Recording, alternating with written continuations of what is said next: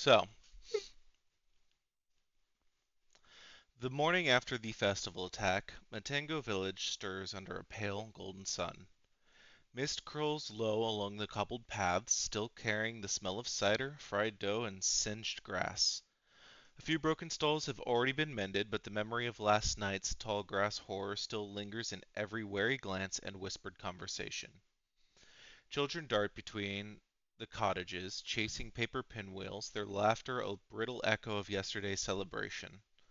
From the shrine on the hill, the bells of Himaguri ring, soft and measured, calling the faithful to morning prayer. In the market square, Riku Sunfield is speaking with Elder Tama, the old woman's voice carrying just enough for anyone nearby to catch snatches of. There's a quiet pull in the air, like the village itself is waiting, waiting for someone to take the next step, waiting for someone to decide if last night was a lone shadow or the first ripple of a larger wave. From here, your paths are open to travel with Riku on his trek to perform the lighting of the lanterns at the shrines, to check the bulletin board, see if there are any jobs worth doing for gold, or to just go about leaving Matango Village. It's up to you. Question is, where will you go first? But first,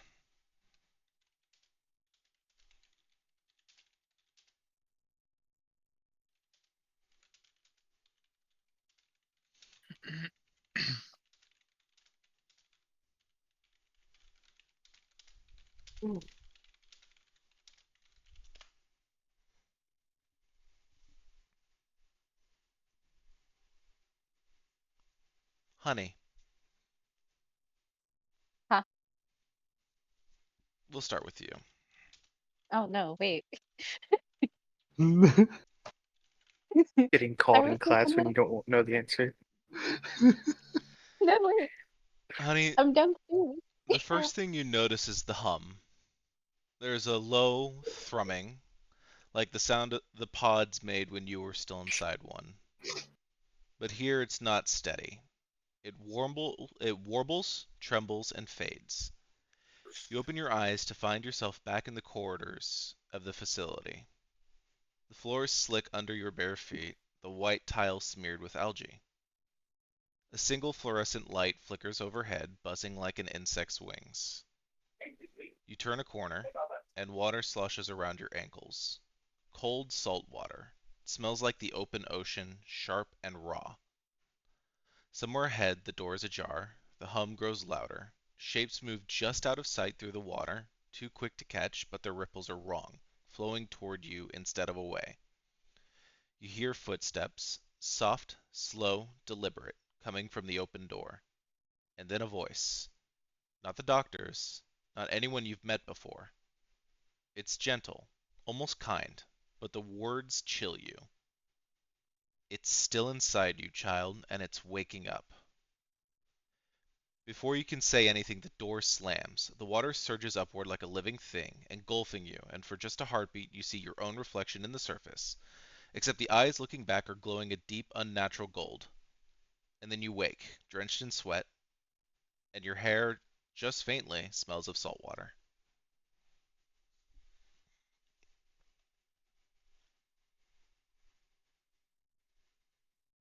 What? Hmm. Jet, Yes.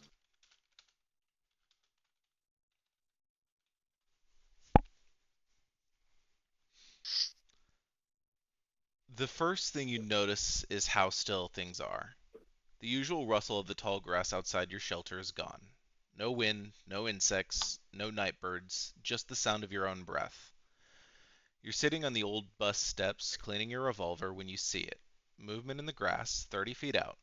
Too smooth to be a person, too deliberate to be the wind. A stalk bends, another. Then a ripple forms across the top of the grass, moving toward you, low and slow like something stalking prey. Your hand goes to the revolver instinctively, but when you draw it, the metal is cold. Not just cold, frosted over. You can see your own breath hanging in the air. And then you hear it, a whisper riding the stillness. You're on the right trail, but you'll never catch me. The grass parts, but nothing's there. But you know something just moved past you, close enough to touch. You catch a faint smell, wet earth and copper, before the world snaps back to normal, wind, crickets, distant festival sounds. Your revolver is warm again, but there's still a faint line of frost clinging to the barrel.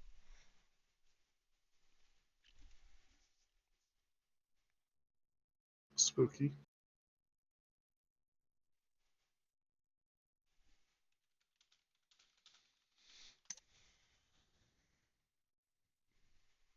Ivar, You. sleep comes fitfully. The scent of salt water sharpen your nose. You hear the familiar groan of timbers under strain, your ship's timbers, though you know you're far inland.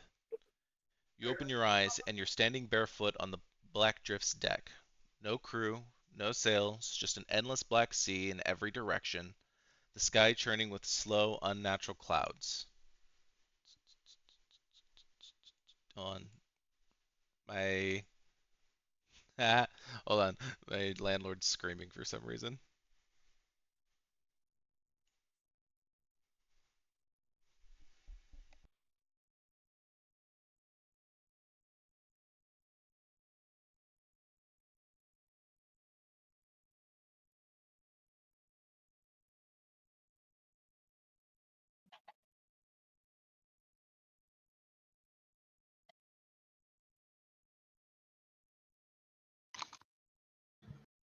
Okay, apologies. I'm back. You good? The cat nearly killed him again.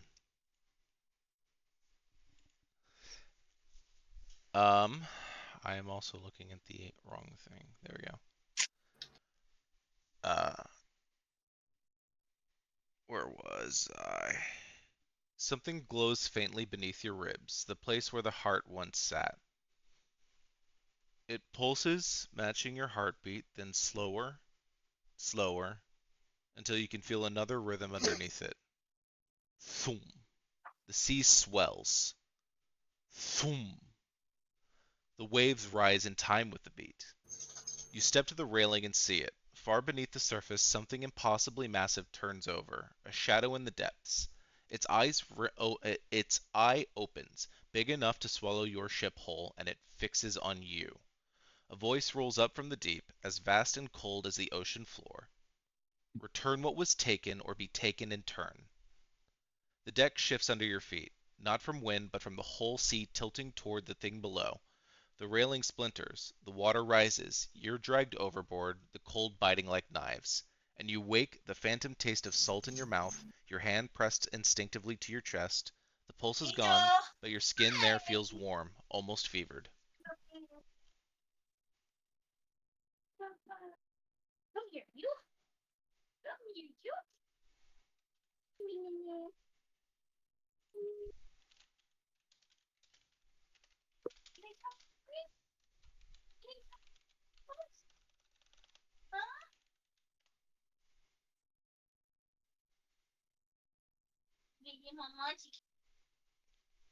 Llewellyn, Yep. sleep takes you in the quiet way it always does, like stepping into a familiar melody. At first it's peaceful, the sway of Lanternlight in Matango village, the sound of wind climbing through the tall grass. Then you notice the trees. They're wrong. Every trunk is perfectly smooth, pale as bone, and every branch is perfectly still. You feel the urge to play, to fill the silence with song, and when you reach for your instrument, it's already in your hands. You begin to strum, and the sound seems to ripple through the air, bending the trunks in your direction. The branches tilt towards you like a thousand listening heads. One tree, thicker than the rest, splits open down its center, revealing a hollow. Inside, a faint light pulses in time with your song. You step closer, closer, feeling the music pull you in. But as soon as you look into the hollow, you see a dark knot growing over the light, swallowing it. Roots writhe like veins, choking the glow. Your song falters, and the forest shivers. A voice like wind through reeds whispers in your ear, though no one stands beside you. It the song dies here, it dies everywhere. The roots reach for you, slow, deliberate, curling around your wrists, your instrument, your throat. And you wake with your heart pounding, the echo of strings still humming in your ears. In the corner of your room, a dried sprig of some unfamiliar plant rests on your table. You don't remember putting it there.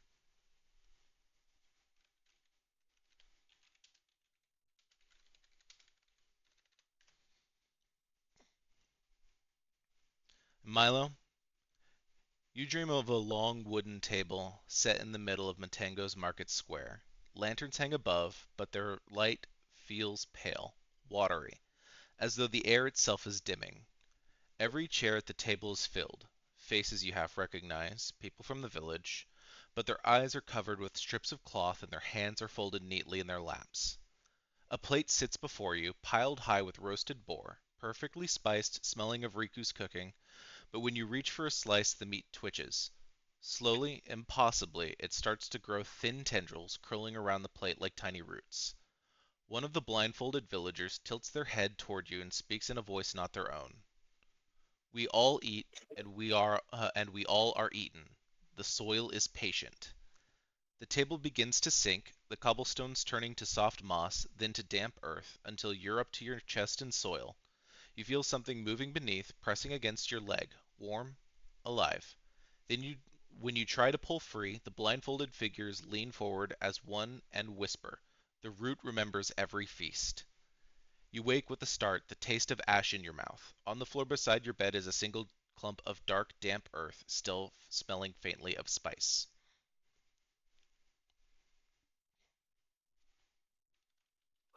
Oh,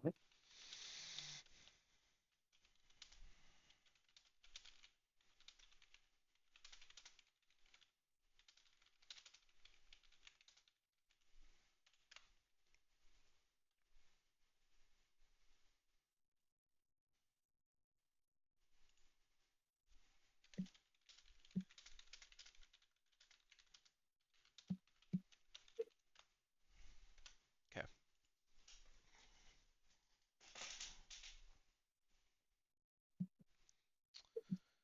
The dawn over Matango Village should be a gentle thing. Peach light spilling over thatched roofs, mists curling around the base of Mount Arbora, but this morning feels wrong from the first breath. The air carries a faint tang of damp soil and something sweeter beneath it, like overripe fruit.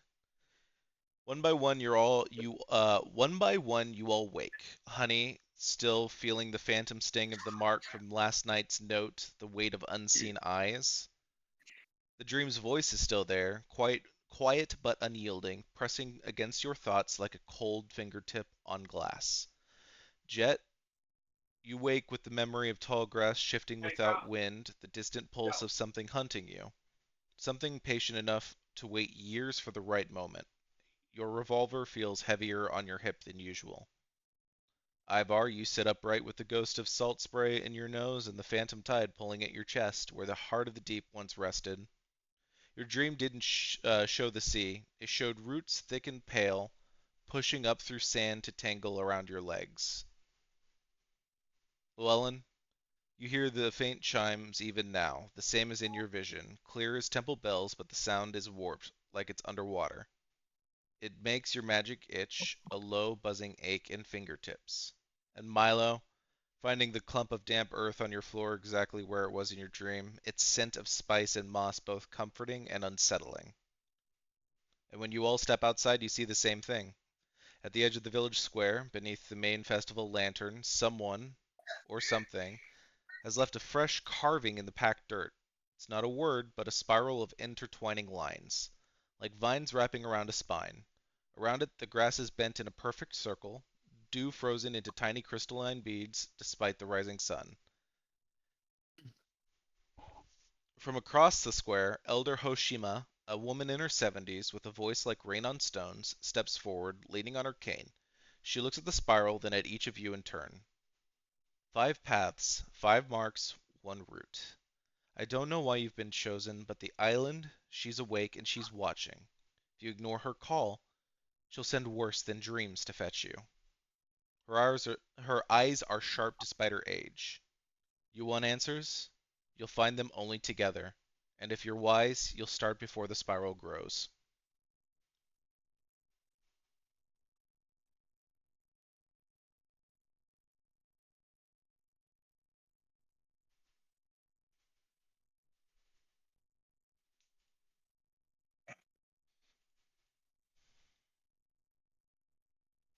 Have you ever noticed that whenever people are given grandiose tasks, they're never told what to do? Only cryptically what to do. Why is that? Because they don't even know what the fuck's happening.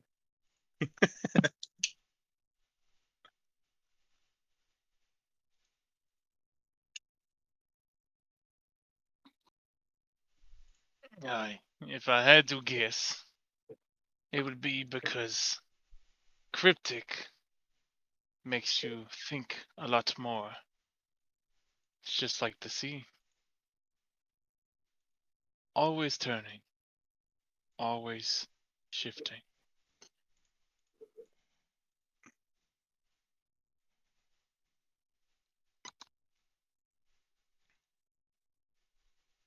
Well, we have all day to wait for Riku. What should we do in that time? I mean, Riku's in the square speaking with an elderly woman. He said he was doing like these round tables, right? I don't think I said anything about a round table. Didn't he have these meetings or something? He's Yeah.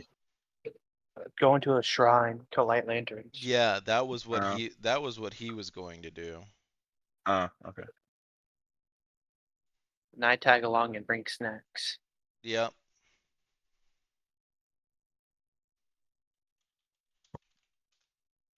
Let me just get these images up.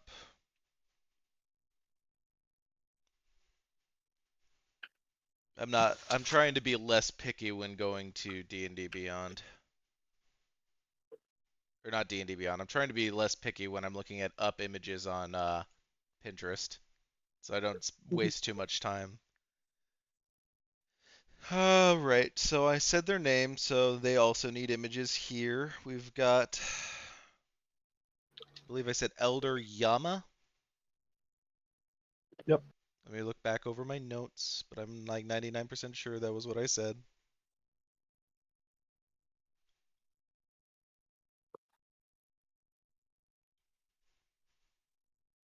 Elder Tama.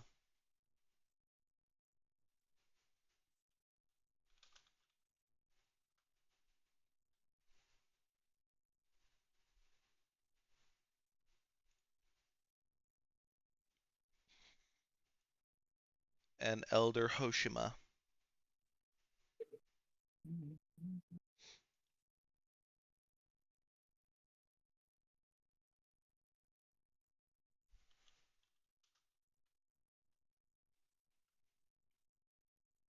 There.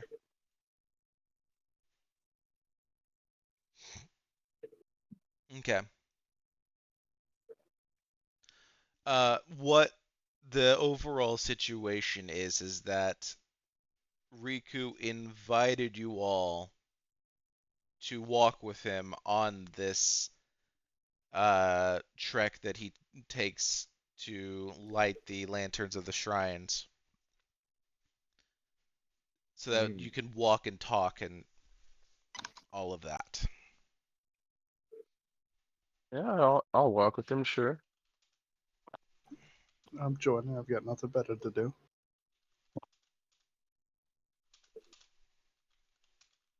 So remind me again, Riku, what happens when all these lanterns are lit?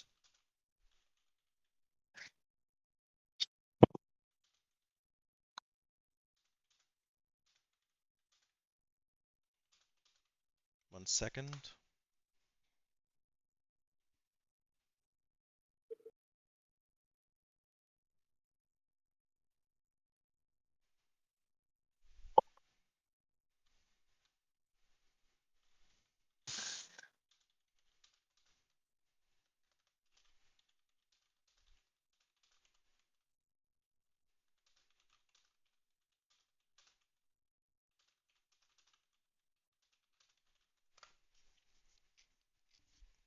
All right, in response to your question,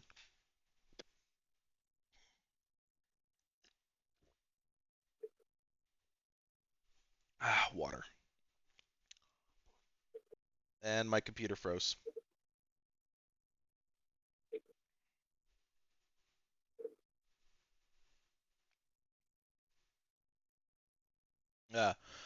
Anyways, in response to your question, Riku smiles faintly, like he's been asked this question before, and he shifts the lantern in his hand.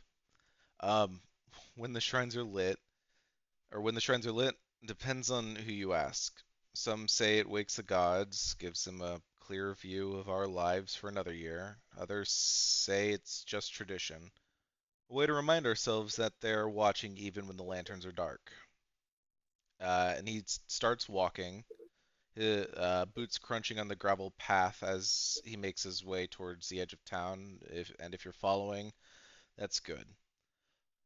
My mother used to tell me that lighting them is like knocking on a friend's door before you ask for help. You don't just barge in on a deity, you show respect. You give them a reason to listen when the time comes. And after the last night, I think we're going to need them listening. Much like a song, you have to let it come to you. Feel it in your heart.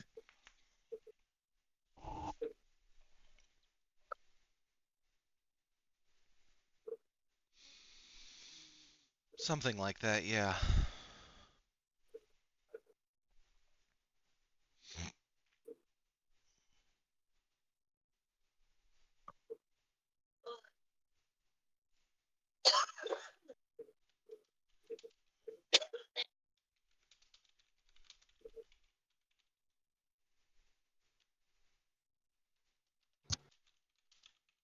Alright. Sounds like nobody else has any input.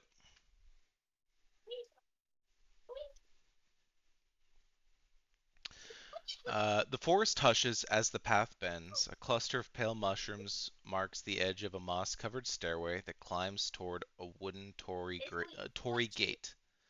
Beyond it, the first shrine sits nestled against a boulder, split by a thin trickle of water, its lantern unlit, its roof crowned with fallen leaves. Riku slows, setting his lantern down as he kneels. This one belongs to Himaguri herself. She's the Tidebringer, the one who teaches patience. Go eat. They say her shrines listen more than they speak. He clears the leaves away from the offering plate and strikes a flint. A small candle inside the shrine stone lantern flickers to life.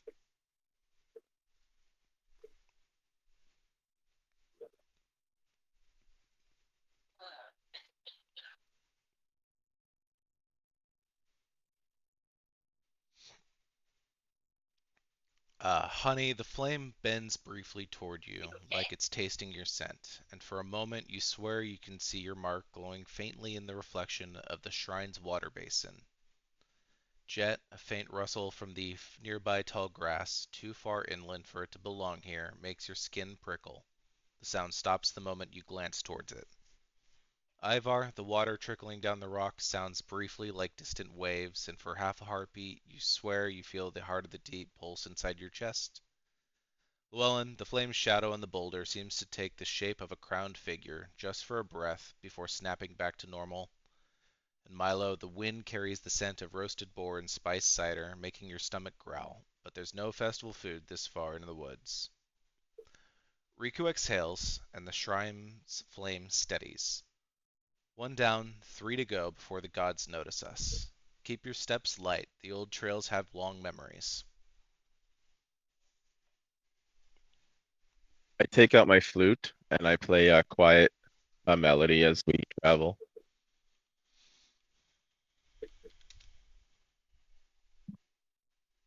Anyone else have input?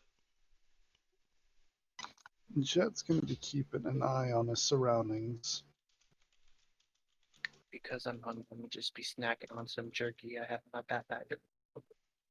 Ivar is just kind of listening to everything everyone's saying. Doesn't exactly have much input.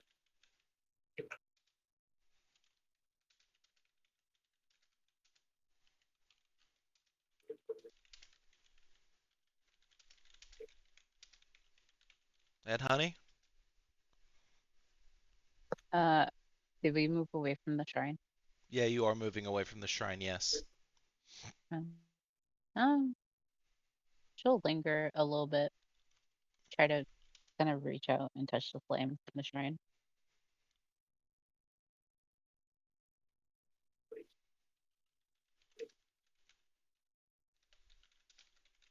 Okay.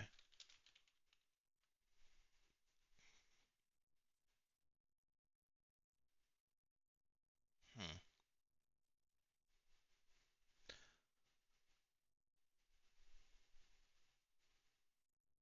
Honey, as you linger back, well, actually, we'll try this. Hold on. Llewellyn's flute cuts gently through the forest quiet, the notes carrying in soft spirals up into the cedar boughs. The sound mingles with the trickle of water from the shrine, almost becoming part of it. Jet stands just outside the Torii gate, eyes scanning the undergrowth and tree line, noting the faint depressions in the moss that could be from wildlife, or something that's been following the group for longer than they realized. She lingers My behind. Ivar will too, but he's not gonna say anything. Milo leans casually against a tree, chewing on a strip of jerky. Crumbs. I don't know why there would be crumbs. It's jerky. Hold on, sorry. Uh, you seem relaxed, but every so often your eyes flick toward the trail behind you. And Ivar sits on one of the flat stones near the water, hands resting on his knees, listening as everyone speaks and watching the area around as well. The stillness around you feels purposeful, however, like you're listening for something more than that. And honey, you linger at the back, watching the others. Your eyes drift toward the flame, and slowly you step forward, past the offering plate, and you extend your hand. The moment your fingertips graze the dancing heat, the flame flares, white, not gold, and the air snaps cold. For an instant, the candle's light casts 6 shadows instead of 5, the extra shape tall and narrow like a figure draped in reeds. Honey, you hear a faint whisper, not in your ears, but in your bones, the same syllable you read in the note last night. Then, as quickly as it came, the light dims back to its warm amber, the cold lifts, and the 6th shadow is gone. Riku turns, his eyes narrowing. Best not to touch the god's fire without invitation, though.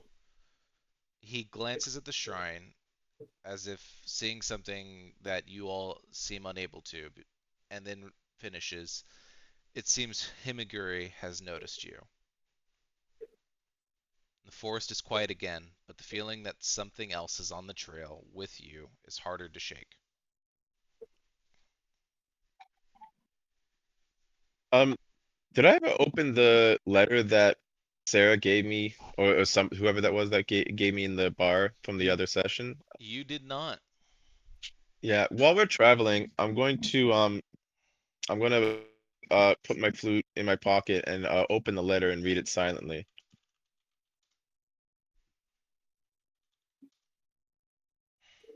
All right. Anyone else have anything else they want to do before you set off for the second shrine? Nope. Jet's good here. Good. Just keeping watch of Honey now, since she's fucking with shit. Curious.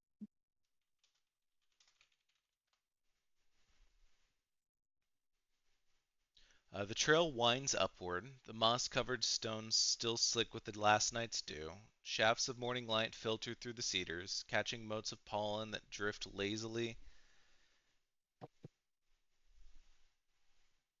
mm, drift lazily in the air. Somewhere ahead, a thrush sings a three-note call that echoes faintly.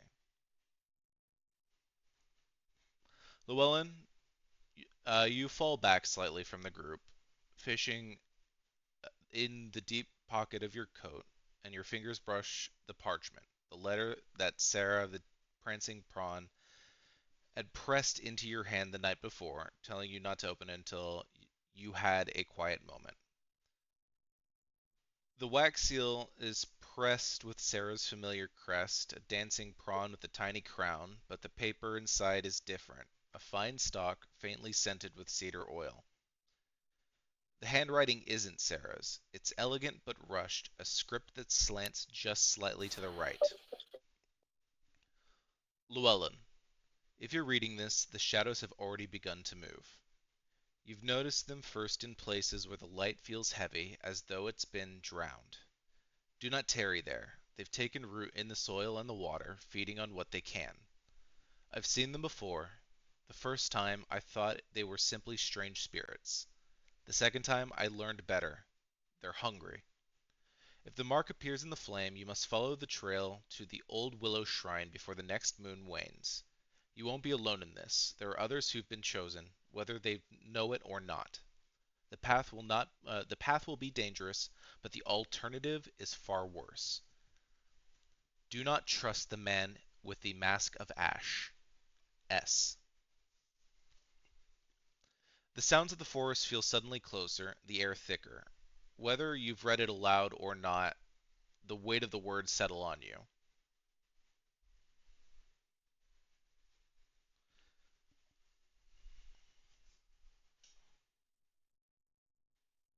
As I catch up with the party, I take out my flute and begin playing it again.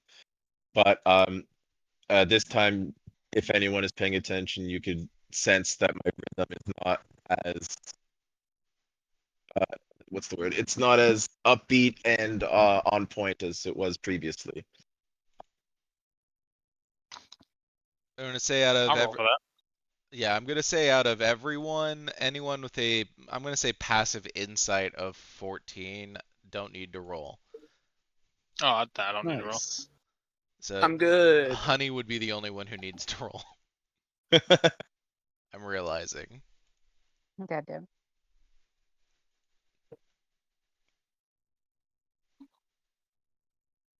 You roll an insight, Honey? Yeah, it's okay. I gave a low DC because noticing someone is a little anxious is kinda low stakes.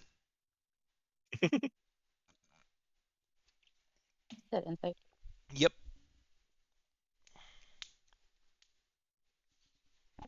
I hope everybody remembered to click the long rest She don't button. remember shit.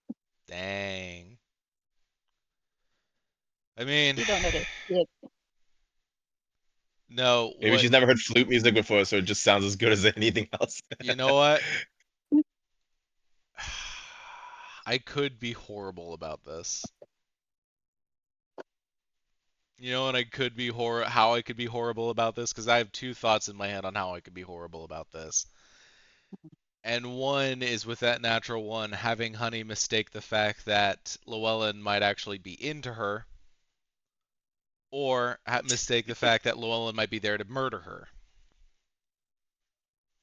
That's funny. It's the secrets of flute song of either love or death.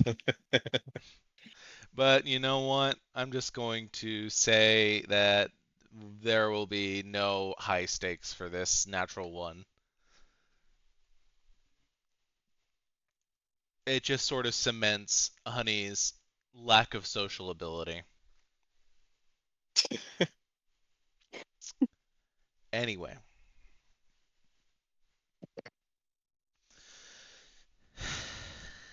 But I do notice that he's kind of not as chippy. Is it more of like you're nervous or just sad? I would say it would be like, whereas before he was with the flute kind of going like "Doo, doo, doo, doo, doo, doo, doo, doo, doo, doo," right, but like now you can tell that the Uh-huh. notes are more dispersed, so it'd be like "Doo, doo, doo, doo, doo, doo, doo, doo, doo, doo." Like You're playing it Harry sounds Potter. like the temper is off, as if Does it say? someone who's supposed to be a seasoned musician is kind of off their game at the moment. Like they're a little bit nervous. Yeah, just a little bit nervous. Okay. It's kind of like the difference between Um. an 18 performance check and like a 13. Ivar would kind of like walk up beside you and say, Lad, you need to bite the bullet.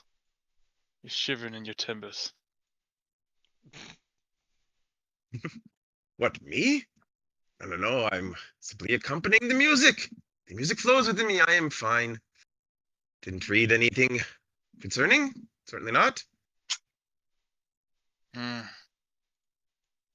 Dog, you're a terrible liar. Or am I just a good truth teller? Gonna be shark bait with that attitude. Neither. Well, either way, no time to dilly-dally. To the next shrine.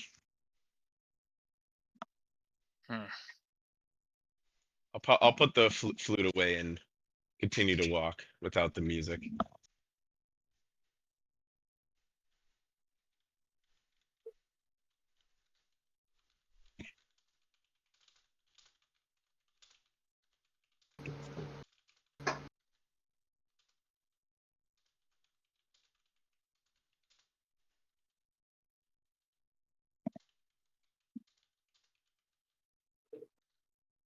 Okay.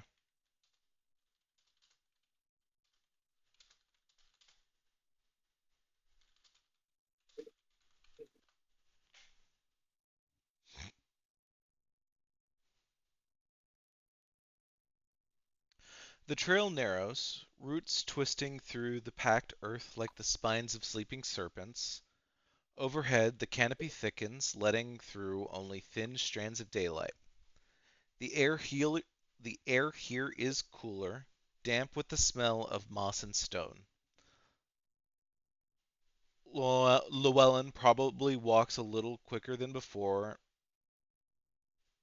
previously clumsy with his flute, but after Ivar spoke, having put it away. Somewhere ahead, a trickle of water becomes a constant murmur. The shrine sits beside a stream, its small stone platform half slick with lichen. A red cloth banner hangs above it, embroidered with the curling wave motif of Himaguri, though the colors look oddly muted, as though the years have drained some of its life. Riku steps forward and kneels, producing a fresh stick of incense and a small oil lamp from his pack. This one's a keeper of crossings. People come here before long journeys to make sure the waters carry them safely.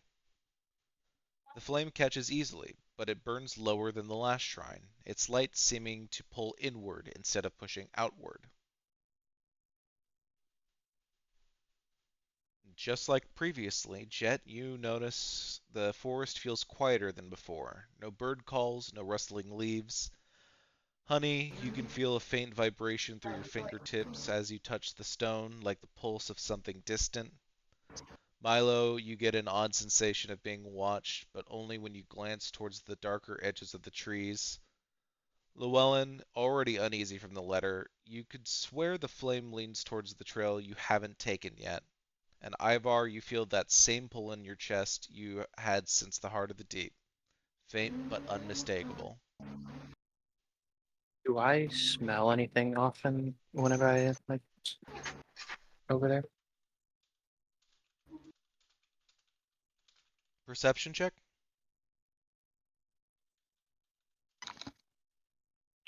It's at advantage, but that's a 17. That's not 20. 26.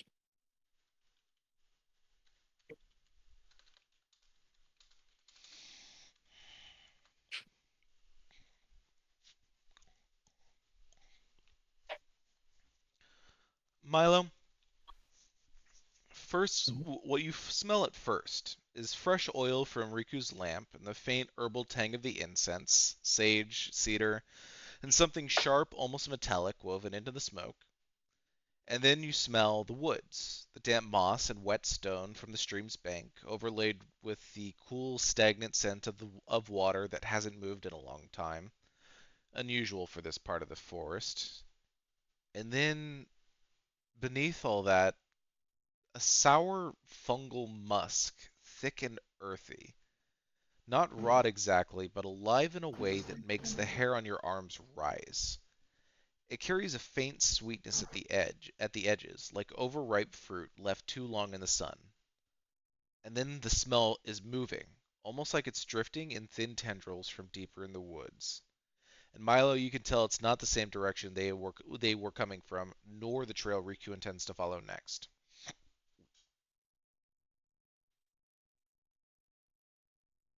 It's not this. It's not going the same way it was coming from. And not going the same Uh, way that Riku intends to move. Okay.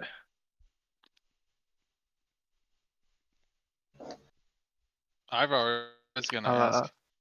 Go ahead. I was gonna say I'll keep it to myself unless anyone noticed. Ivar is going to ask Um, Riku. I'll roll. Do I need to roll, or is it a passive thing? I think It's just like I think in if this, I you think just see in me the sniffing the air, but like it could be allergies, whatever. reasonably based off of how people have written anything, I think Riku would be the only one who would read Thank into you. that. I'm not sure. Let me check something that you've sent me here.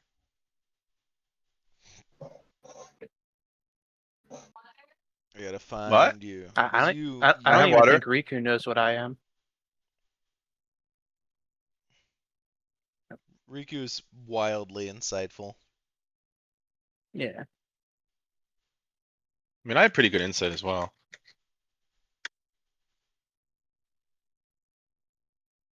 Okay. It wasn't you who sent me those things, it was somebody else. Was it Jet? Let me check Jet. There you are. It was Jet. Okay. I won't worry about that. However, for varying reasons, Milo, I'm going to say that Riku would be the only one who would actually read into things like that. But if anyone wants to just insight behavior, then you can.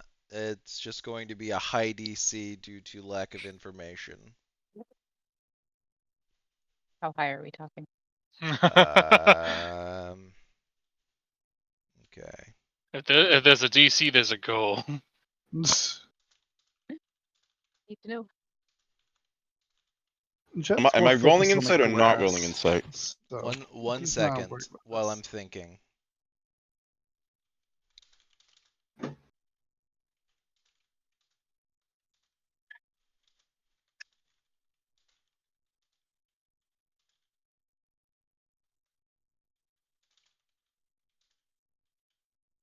Hmm.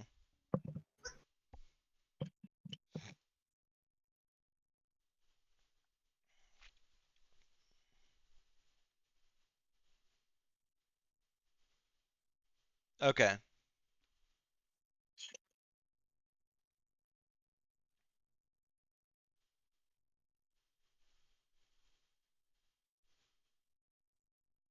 Go ahead and roll, and I'll tell you what that nets you, because I have a DC in mind now, and I don't. Well, I wouldn't worry about it. I got a, I got a 9. So everybody Said else insight. everybody else who wants to roll insight can. That's a 9. Okay. That ultimately just leaves Jet and Ivar, Jet's not paying him any mind right now. and then it just leaves Ivar.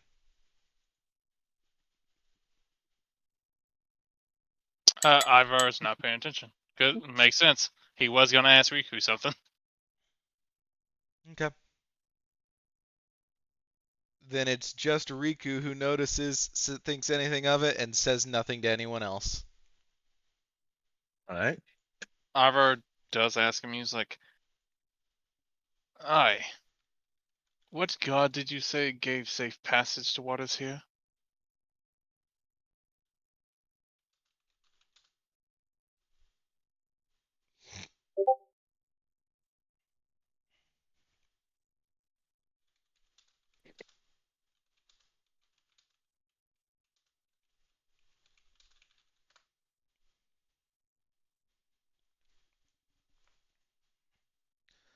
Safe passage? That's no one god's work. The roads to Matengo are watched over by many eyes. Himiguri sees the hearts of travelers. Kaijiro stills the storms when the rivers run high. And in Roku, well, he drives off the things that hunt in shadow.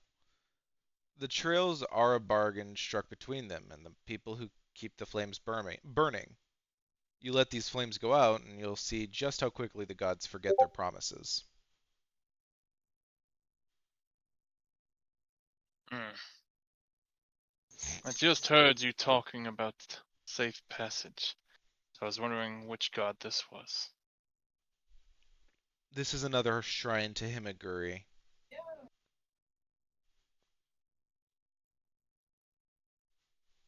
But as I've said, all gods deal in safe passages. I'm going to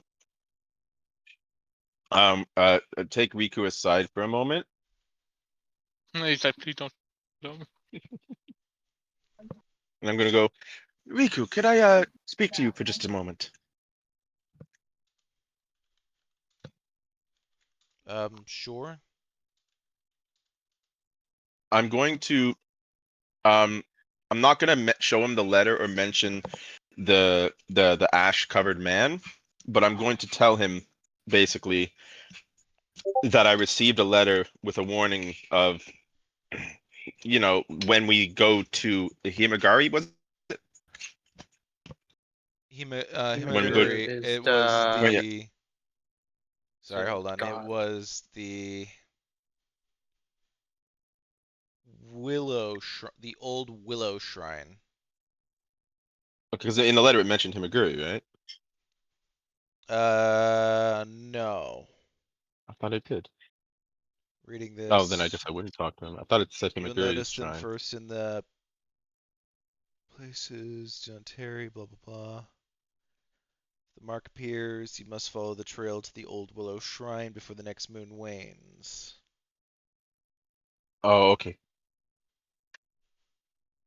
So then I thought it was this one. So are you or are you not pulling Riku aside?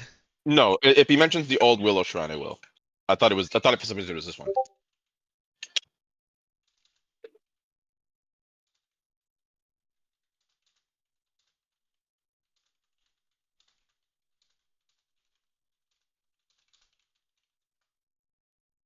Who keeps messaging me?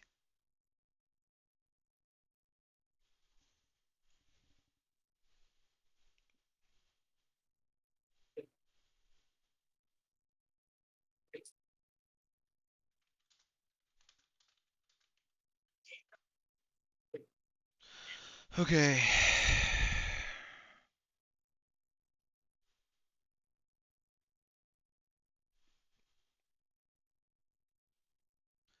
I know of the shrine. It's been abandoned for years, overgrown, half swallowed by the marsh. No one goes there anymore, not since the last keeper vanished. Wait, is he talking to me about the old Willow Shrine? Yep. Oh. Okay, so here's what I'll say. I'll say I'll talk to him, and I'll say the shrines. I'll ask him if the shrines we're going to, if one of them is that one. Then that would be what I would ask him. Uh, no. Uh, as is said, it's been abandoned. The last keeper disappeared, and it's half swallowed by the marsh and overgrown. And no one really goes there anymore. I'll say to him when we finish the rituals at the shrines, maybe we should pay that one a visit too. I just have a feeling. Well, the Willow Shrine, it's tied to more than Himaguri. Old things linger there, older than the lanterns. I We'd have a have to feeling that we'd have to tread carefully. we would, but something tells me that it is important that we go there. Alright.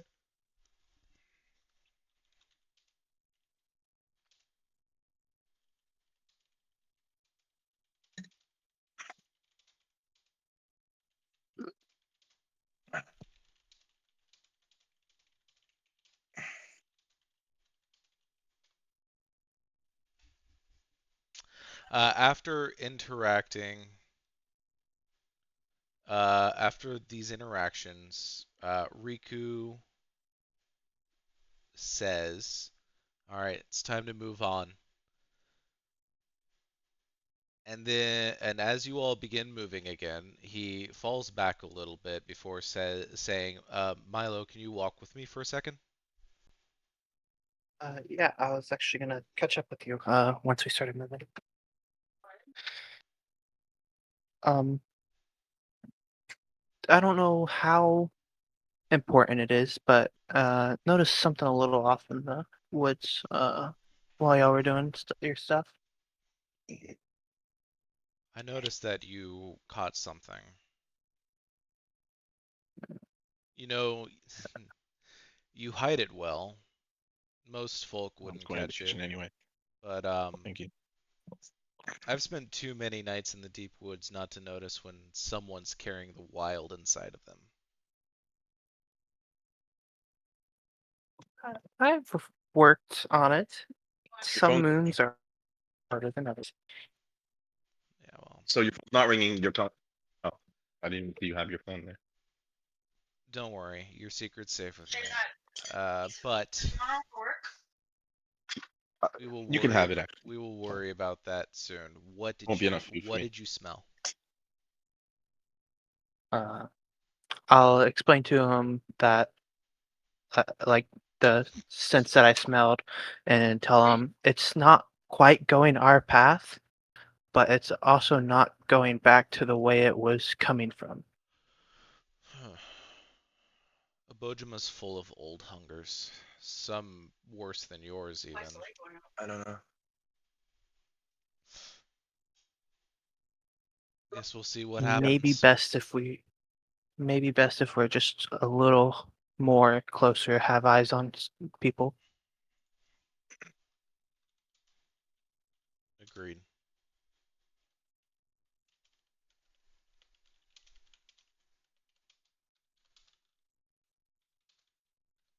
And then I'll just hang back a little bit, stay near the center.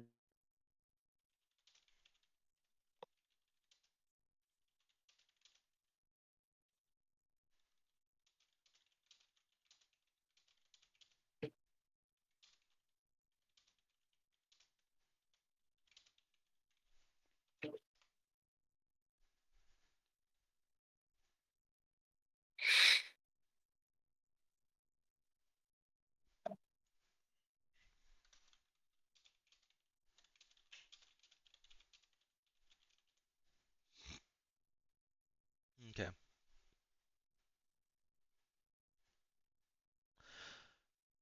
As you move along, the trail curls uphill through a canopy of rustling cedar. Can somebody speak for me real quick? Yeah. Okay. Uh, Uh, Rustling cedar, light breaking in pale shafts across the mossy path. The sound of running water grows louder until the group steps into a small glade. Here the shrine rests upon a platform of river stone, its flame housed in a lantern of carved jade, delicate as spider silk. Riku pauses at the base of the steps, looking up at the lantern with a mix of reverence and habit. The third flame watches the crossings, he says. Whenever the rivers flood or the bridges fall, it's said this shrine keeps travelers from losing their way in the mists.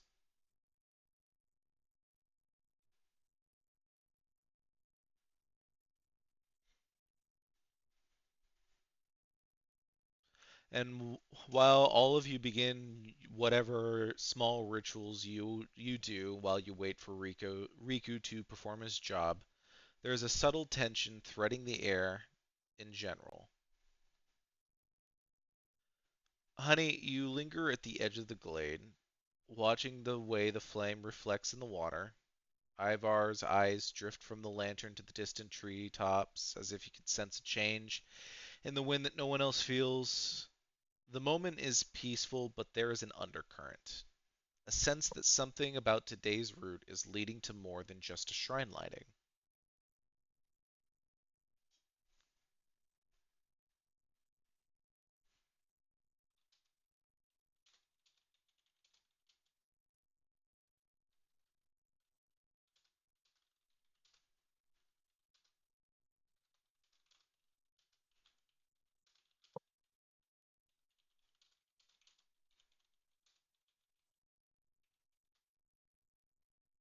See, when I go quiet like this, it's meant for an open opportunity for role playing.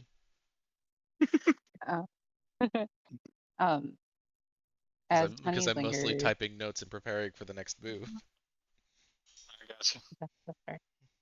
Um, as Honey lingers around the opening of the glade, is there anything that would kind of like catch her attention?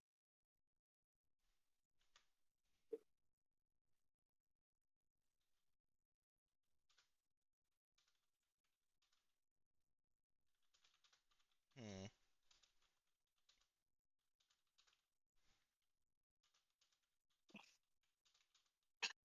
Well,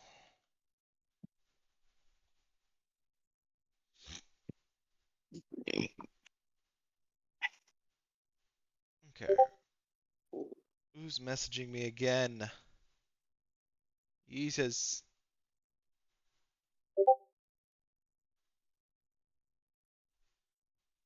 Yeah, it is. while the others focus on the flame or the path ahead, Honey, your gaze drifts beyond the lantern to the small stream that cuts behind the shrine. The water is usually clear here, but for a moment it ripples against the current as though something moved through it upstream.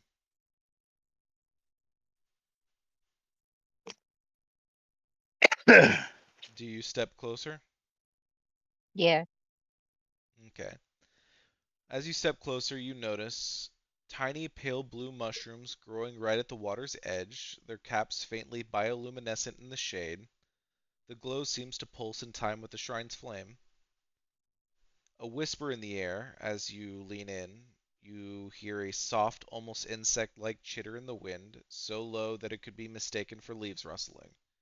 It feels like it's coming from the mushrooms themselves. And floating downstream toward you is a lone white petal, dry despite being in the water. When it brushes your fingers, you feel a momentary pull towards the northeast.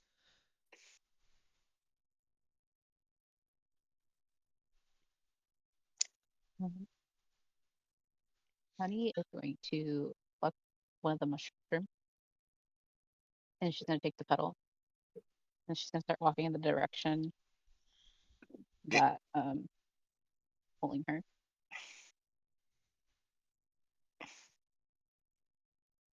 You doing this stealthily? Nope.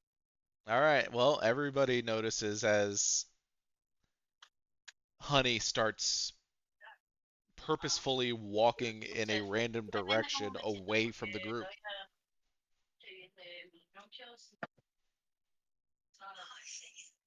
Ivar follows her. I'm gonna try and make sure Riku knows.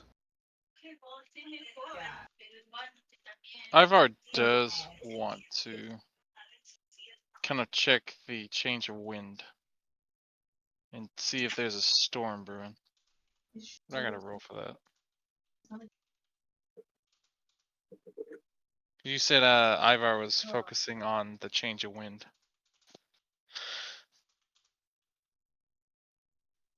Okay. Honey, you turn away from the shrine without a word, moving in a direction. Ivar, you notice and you follow her. Jet, you inform Riku, and Riku immediately glances in their direction, brows knitting with mild concern. But he doesn't call out. Instead, he finishes up quickly at the shrine and moves to follow as well. Ivar, the breeze is subtle but different. The clean mountain scent carries a faint undercurrent of brine, impossible this far inland. There's also an almost imperceptible pressure, like the atmosphere before a storm, prickling at the back of your neck.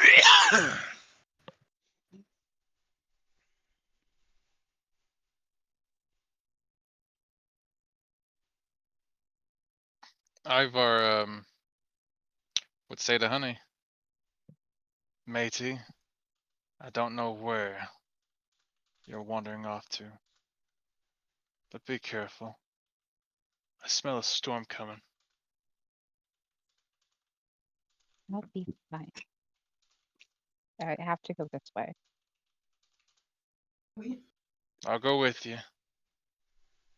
Just remember what I say. Remember, Riku moves to catch up with you two. I don't know. I'm sure Jet and Milo are following, but I'm leaving that up to I'm them. sticking with Riku. Yeah. Yeah, I'll follow. I'm only following them if Riku is moving to follow them. Honey, as you wander towards the far edge of the glade, and Ivar following, the grass begins to hiss faintly. At first, just the sound of wind, but then you realize there is no wind. The sound is moving, rippling towards you in waves. The air smells faintly metallic like rain on stone, with an almost swampy undertone. Milo's Milo, your heightened senses pick up something else, the faint sound of clicking mandibles from somewhere low in the grass. Probably instinctively, you all begin to regroup, and Jet, you notice stalks in the tall grass bending against the direction of the sound. Llewellyn, you catch a glint of pale fungus along the ground, like the glyphs from the last tall grass horror fight, trailing off deeper into the undergrowth. And Riku, as he takes a moment to read it over, to look over the scene, that's leading toward the Willow Shrine. As I mentioned, that's where we need to go. Think we should get moving then?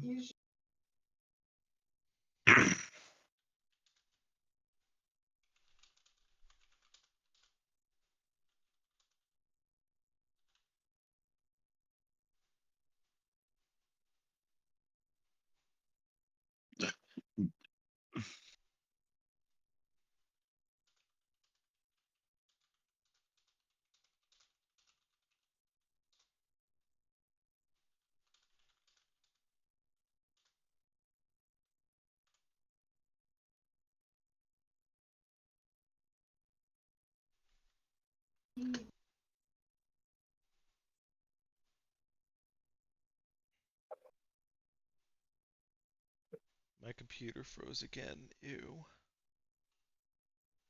Roadie.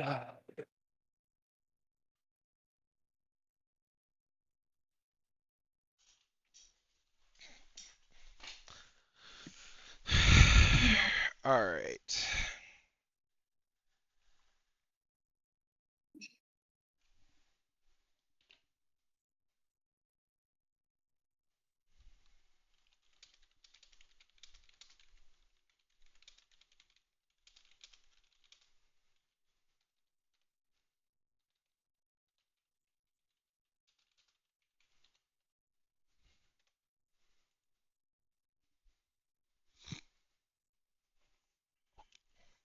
second.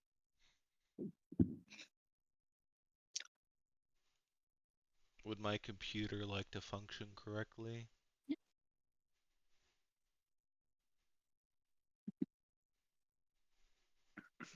Yeah. Hmm.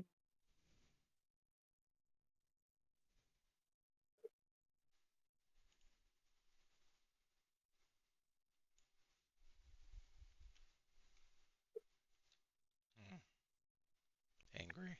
Okay.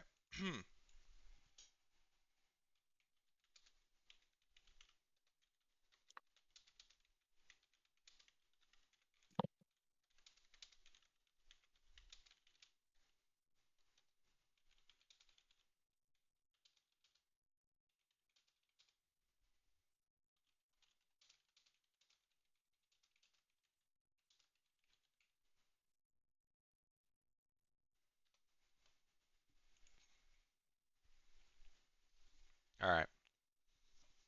After everything, the sounds, the smells, the worry,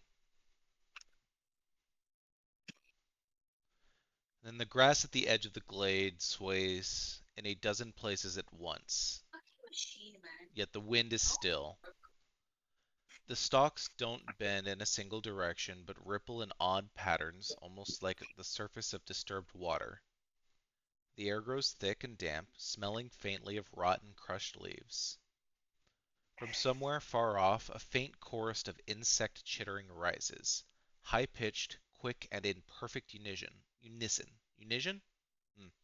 Unison? Unison, something like that. A low, pale blur darts between the grass blades, then another. A sickly clicking echoes as black shapes scuttle into view.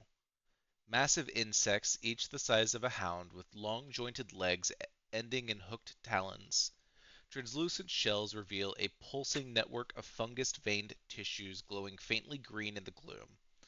Their many-faceted eyes reflect the shrine's flame in fractured ember shards.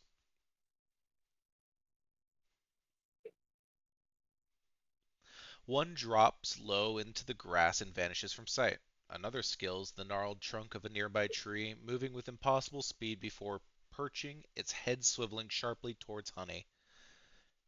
More shapes emerge, not just one or two, but an encircling pattern, each hiss and click moving the group's perimeter closer to the trail leading deeper into the woods. You all realize they seem to be cornering you, leading you into a trap. Who knows if it's an actual trap or not? However, they don't pounce outright. Instead, they seem to press, snapping their mandibles when any of you hesitate or try to move backward, forcing you to take cautious steps in one direction only, the path toward the Willow Shrine. And then the largest of the insects, its back covered in moss and fungi that sway like kelp, pushes through the grass and emits a sharp, almost metallic trill. At the sound, the rest of the swarm surges forward, chittering wildly. The grass whips in their wake as they rush in low arcs, just close enough to snap at your boots and cloaks. And I need everybody to roll initiative as we are going to be doing a sort of narrative chase scene. I'm going to be taking the average of your initiative and running it against the insects, and then you'll be running into obstacles. I wrote mine in the Discord. It's an 8.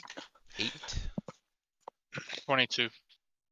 plus 22 plus 23 plus 17 plus 6. I think that's 17, 23, 22, 6, 8. That is 5.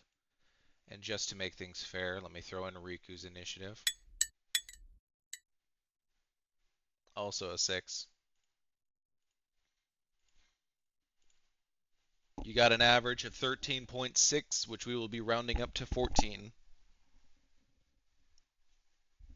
God, that really hurts from that 22 and 23. It is what it is, man. Roll a d20. I will be adding an Wait, arbitrary. they made guidance concentration? Yep. Oh my lord. I guess they didn't like how broken it was when you could just give it anytime. It's all the always time. been concentration. Are you sure? Yeah, in Baldur's But I Gate thought it was 3, I it's thought it was concentration. no, but I thought in 2014 it was always like a one-time use. Like you give it, they use it, and you lose it. No. In Baldur's Gate 3, it's been Although it's Baldur's Gate 3, that's concentration. not necessarily Yeah, 101. it's almost all the spells besides the range attack are the 2014 guidance is also concentration. Was it also up to a minute, or was it just up Yep. to their roll? minute. Up to a minute. Oh, You have a Okay, minute to interesting. use it. Once you use it, you lose it. all right then. Actually, no. The only I think difference. that one actually stays. No, it doesn't. The only difference in Hmm. Baldur's Gate, once before the spell ends, the target can roll a d4 and add the number. The only difference for Baldur's Gate is that if you can use it as many times as long as You it's can within use it the 10 unlimited rounds. times. That's what it was. So, you all got a collective average of 14. The insects got a 6. Because they all know. Let's go.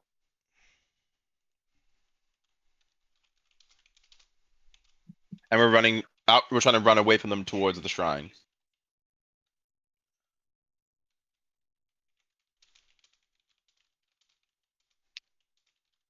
So yes, that is the case. So here are the options. Every round, you are going to be allowed to take the safe option. The safe option, if you take the safe option every time, it is going to take 10 rounds, and you run the risk of being caught and injured or knocked down over time. You can choose to take the risky option, which will lead me to ask one of you to roll a d8 on a table, and there will be an obstacle. If we're going to say a net 3 out of 6 of you do well, then you're able to move on, and you effectively are able to get through 2 rounds instead of 1 on that. Like you would basically effectively get 2 move actions instead of 1. The insects are not affected by this whatsoever.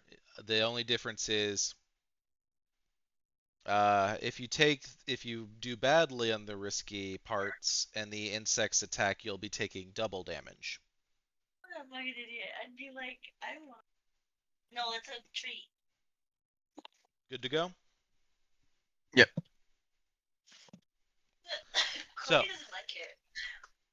That's why I gave him these ones. This is also going to be a situation of acting on the lowest armor class. So me. I think that's 13. Yeah. That's me. Why was this one? So, You got fairly low armor class this campaign. Yeah, well, I'm a squishy sponge until next level. No, Next like level, I'll be better. compared to last campaign. Oh yeah. all right. I mean, So, bards don't have like great armor. here's what's going to happen. Starting with you on the first round. Risky or safe? I vote for risky. I was gonna go risky too. All I need to hear is at least 3 people say risky, because that'll be the majority. Well, you got 2. Okay, Jed will do it. All right. Then we're going to start with Honey. Go ahead and roll me a d8.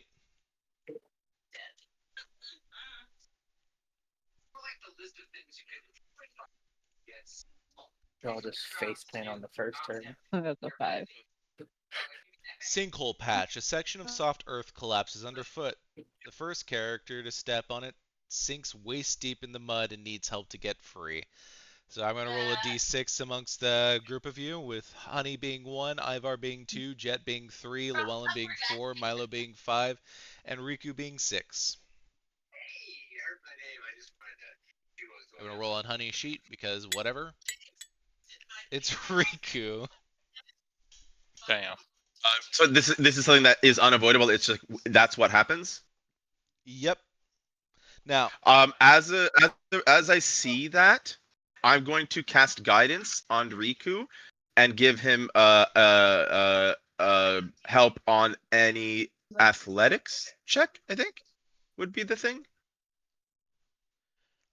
it is going to be a strength check to help pull him out. I Oh, I he was can't gonna use help pull athletics? him out. Can we can't use athletics? So it's just pure strength. It's pure strength. Okay, then I can't really help there. Go for I it. see the yeah, I was gonna pull him out. Go for it, Milo. Check. Check, right? Yes, strength check. 22. All right, you get him out, and you waste no time in doing so.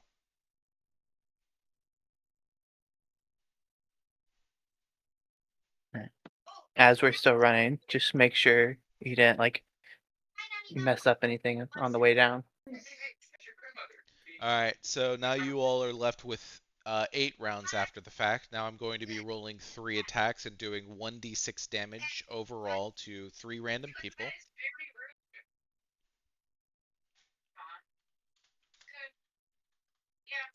We are looking at let me add the modifier. They only add a +3.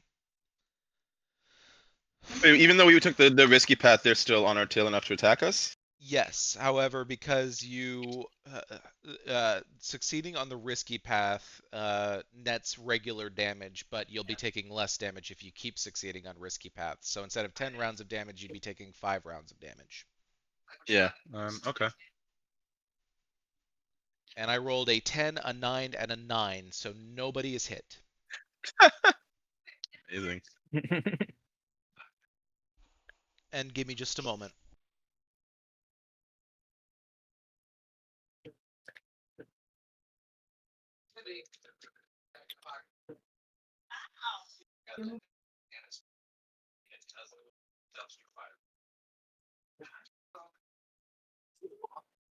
Felix, she tried to my picture. We'll take it over.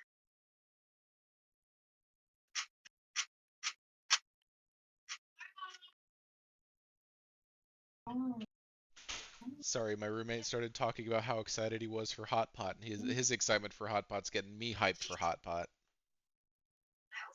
All right, we going risky or safe? Risky. All right. Anyone else? I'll let someone else vote before I say what I want. Let's hear. The Let's hear. Ivar and Honey. Let's hear from Ivar and Honey on votes. I'll do risky. Risky, Honey? No, safe. You want to do safe? Yep. All right. Then we Ooh. need the last two to vote. Llewellyn and Jet. You want to flip a coin there?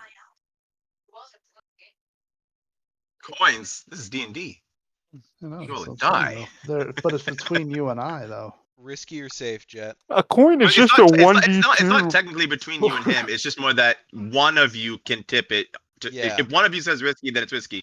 You could both say safe, and then it's safe. It's up to both of you ultimately. Yeah. You have to both give your answer. Jed will do I mean, risky. All right. And there it is. So it's Ivar, risky. go ahead and roll a a d8. coin. A coin is just 1d2.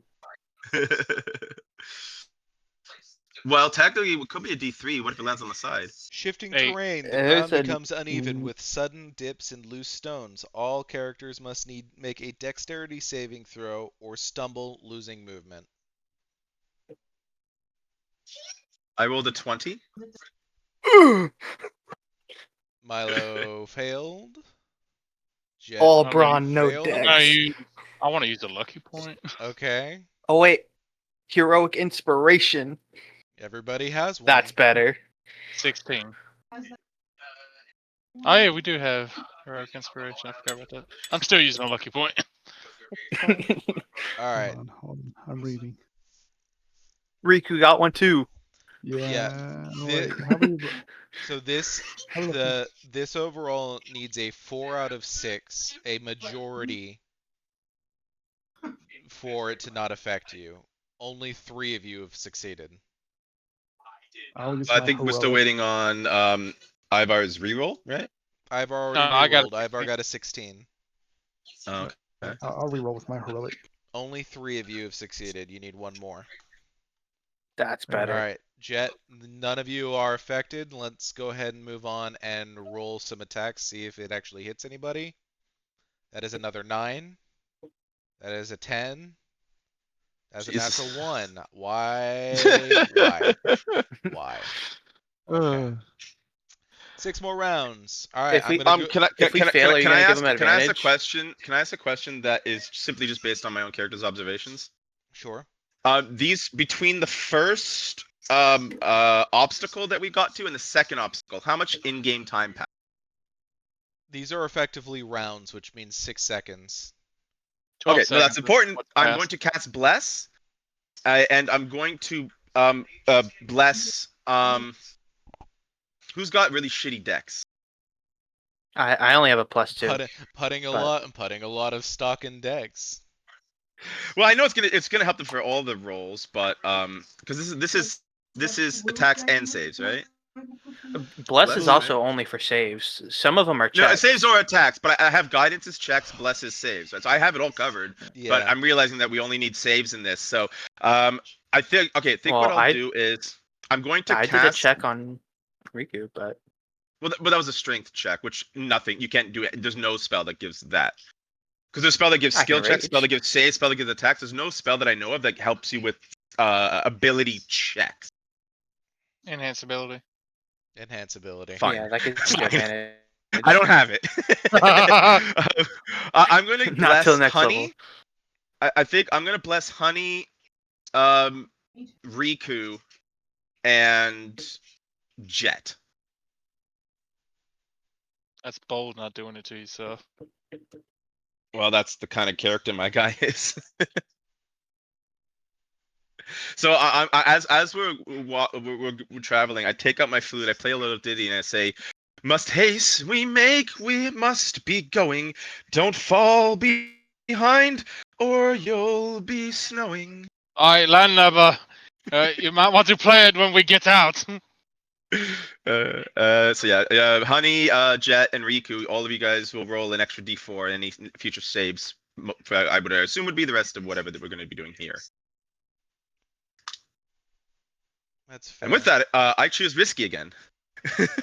I'm choosing safe. All right, honey, risky or safe?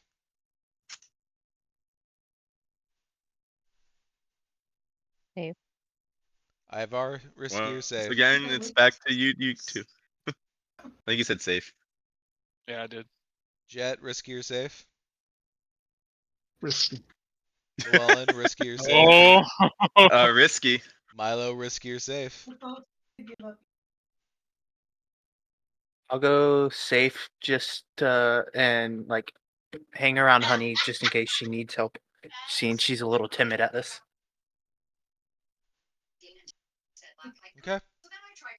Then there are no checks. That's going to be 4 attacks to 4 people at random. And I am not using this dice roller anymore. You should have seen me when I was like, why the fuck you doing that? I have to break out the fly swatter, which I assume you threw out, so I'll have to buy a new fly swatter. That is it a in there? 17, a Okay. 6, Yes, I'll have a to break it out at some point 22, because they're and a getting bad. 15, which means that that hits 3 times. And we are going to be What? doing it. I'll be rolling a d6 with One the on the same wall, the house order button, as right there. previously. I'm not blind. So Yeah, plus there's that'll all be a these little fruit d6 flies of all the time. damage I to see them all the time. Riku, who takes 1.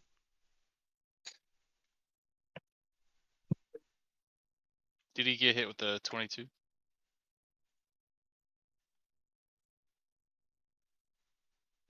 One, two, three. Llewellyn is taking a d6 of damage. 2 damage. Don't know if I killed it or not. And Don't think I did. Llewellyn is taking another d6 of damage for 5 damage. No. Is Llewellyn there? Lou. Lulu. What was happening? I took 2 damage. Send you You took Lou. 7 damage. You said 2, didn't you? I rolled 2. Eh, I rolled he 2. got hit 4. again. Yeah, I rolled 4 twice on the d6, which means you got hit twice. Okay. Don't worry, I didn't even kill it anyway. All right, you have 5 more rounds. Honey, safe or risky? Risky. Risky? Yep. Ivar, safe or risky? I'll go risky. Jet? My man, Lewin got his ass beat. Jet, safe or risky? All right, then we go straight for a risky. Jet, go ahead and roll a d8. Okay.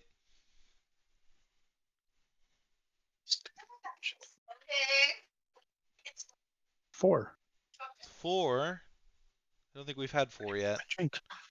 Swarm 4. split. A smaller group of insects tries to cut you off, forcing you to choose between splitting up or pushing through with contested strength checks. Oh. Ooh. I want to push Oh, through. hold on. I'm curious. If we do split up, what does that mean? It means that you'll be rolling twice, and both groups will be experiencing the risky or safe. And if both of you will have 2 separate votes from the 2 separate groups on risky or safe, people who consistently choose risky will get to the Willow Shrine first.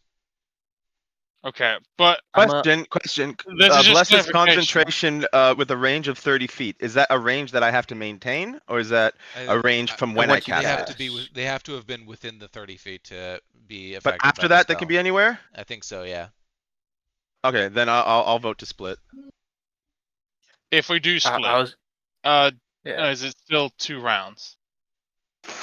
This will still be 2 rounds. Yes. Which Okay. means that we'd have 3 rounds left, I think. 6 plus 1. However, those who split are choosing the. Actually, How long ago was that? I'm gonna say those who choose to push through are going to be taking double damage. I already voted to split. I was. Yeah. Oh, yeah, is this not a vote? Is definitely. this just an individual decision? This if you is split? this yeah. Okay, I'm you splitting. either I'm splitting. diverge from the pass or you fucking run straight through. Yeah, no, I'm gonna split. I'm Oh, I love. I'm going to stick with honey. That's gonna be my thing. Honey. I'm splitting. All right, Milo. My strength is so bad. I'm splitting so bad. I Still follow. I see them trying to cut me off. I'm going to rage and barrel through them. All right, so it's gonna be 4 and 1. Yeah. Oh, did Jet already say And splitting? Riku. Yeah. Oh yeah, Jet- we didn't hear from Jet or About Riku yet. Honey, Ivar, Jet, and you are all splitting. Then what about Riku? Or was this a different? Let me look at Riku's. Riku will go. Riku will stay with Milo. Alright, so that's 6-2. Yeah, 4-2. I mean, that's what I meant. 4-2. All right, So I guess for our group, it's still 3 to decide on So it's- Saith or whatever. Yep. So 4. No, well, there's 4 of us. So, but 3 Oh yeah, it's still is gonna the be majority. Yeah, it's still gonna be a majority. For Milo, I I haven't been assume worried about. I assume making you just Riku defer go. to him. All right, this is going to be Yeah, strength. you just defer to Milo. This is going to be strength checks. All right.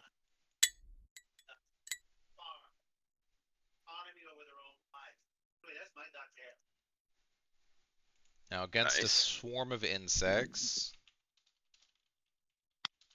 Mine are at advantage. That is poo poo. Oh, never mind. That's a 19. It was hidden. 24. Okay, they have not great strength. So this will be rolling at a Nice. -4. Has Which anyone means ever that, just used a pre-made D&D character? What the hell? which means that unless they roll a natural It's 20, they likely won't hold either. They rolled a natural 20. That's unfortunate. All Wait. right. I have silvery barbs. I'm gonna silvery barbs them. All right. If You're that gonna if silvery you'll barbs if this you'll one out of the if you'll four. allow, I don't know how that works because you said they and not a, but if you'll allow it, Yeah, natural 1. okay. You're welcome. I I'll mean, give advantage to Milo on his next.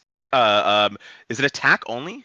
It's still No, ability check or saving It's throw. next roll. You'll get advantage. Actually, no. I'm gonna give myself advantage. Actually, I'm gonna need it. It's Yeah, still a 1. I have advantage while raging. It's still a Yeah, I'm 100. gonna give myself advantage. It's still a 1 in 400 chance to roll a natural 20 and then subsequently a natural 1.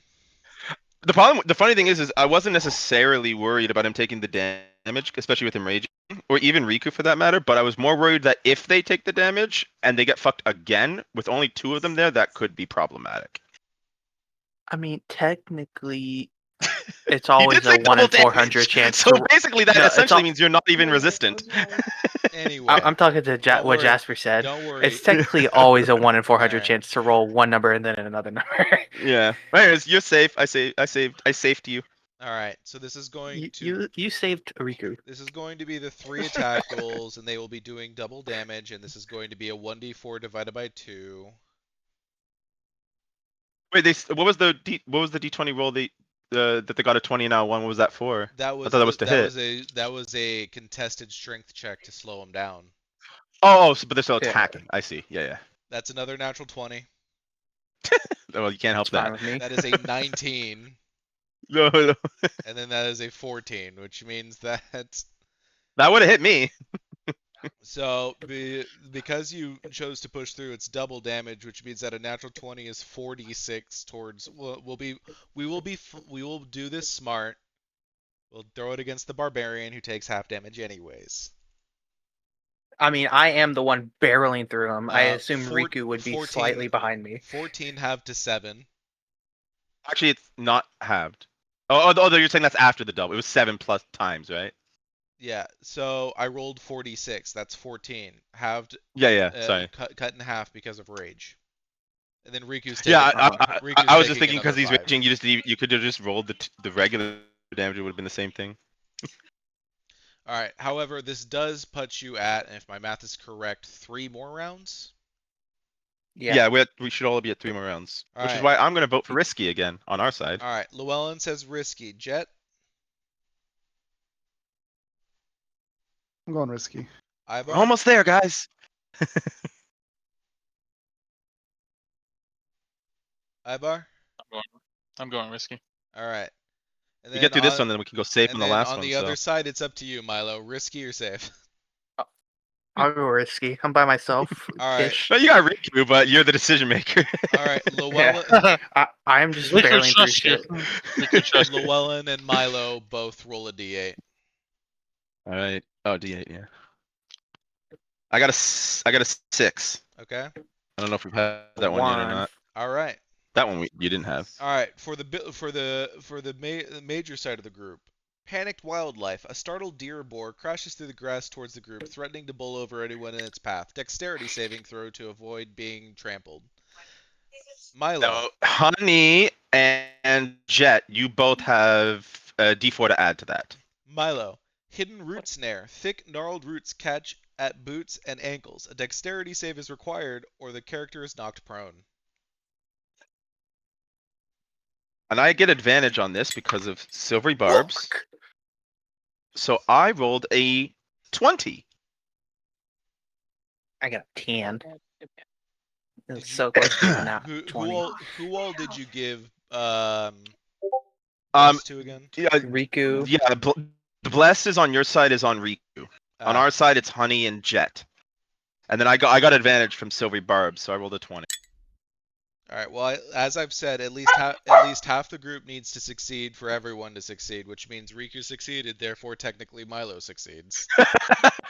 I'm Math. fine, like face planting.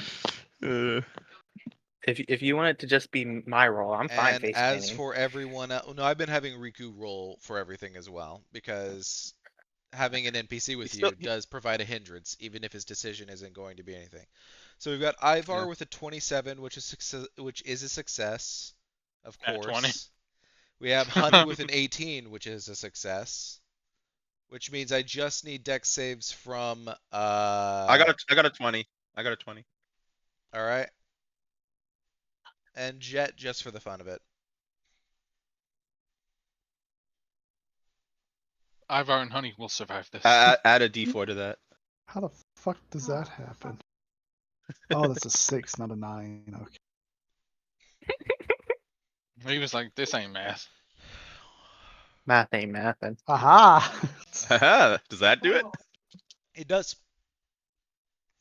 Look at that. We didn't I will even be- need his rules. Now I will be rolling 6 attacks, 3 towards Milo and Riku, and 3 towards the other group. I have 7 damage gone. I However, think you said, so, this is basic damage. Yeah.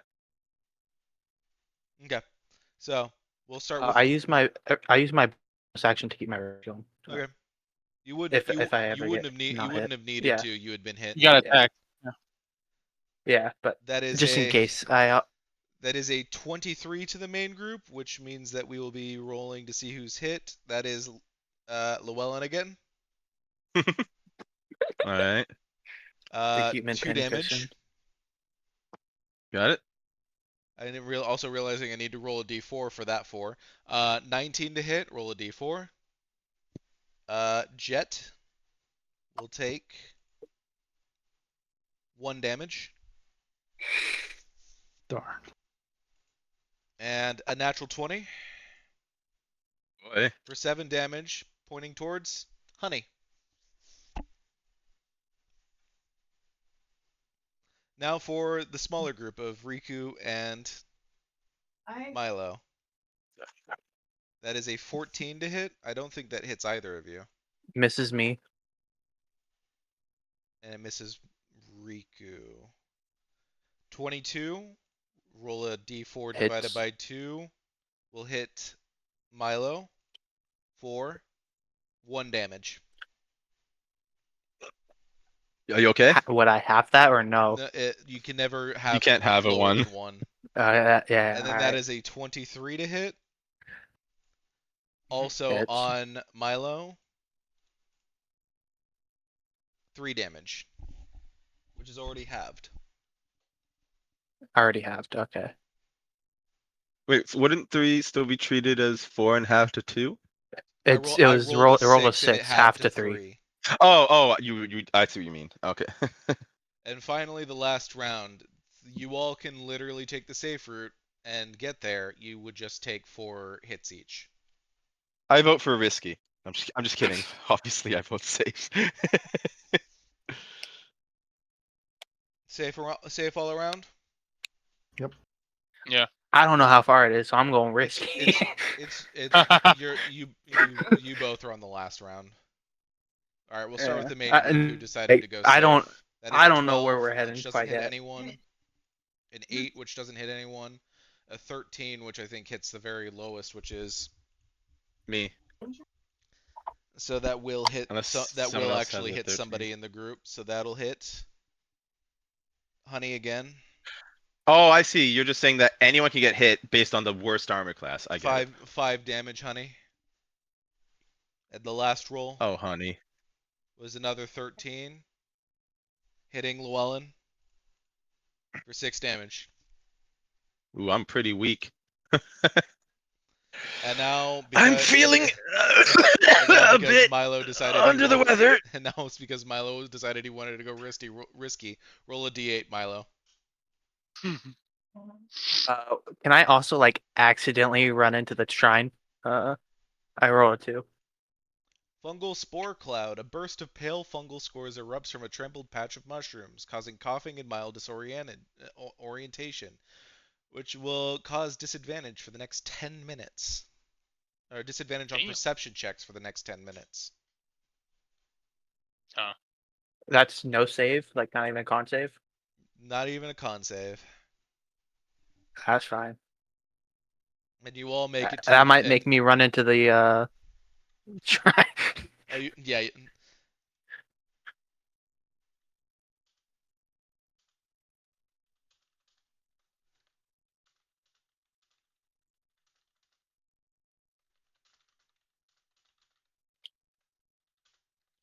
Hmm?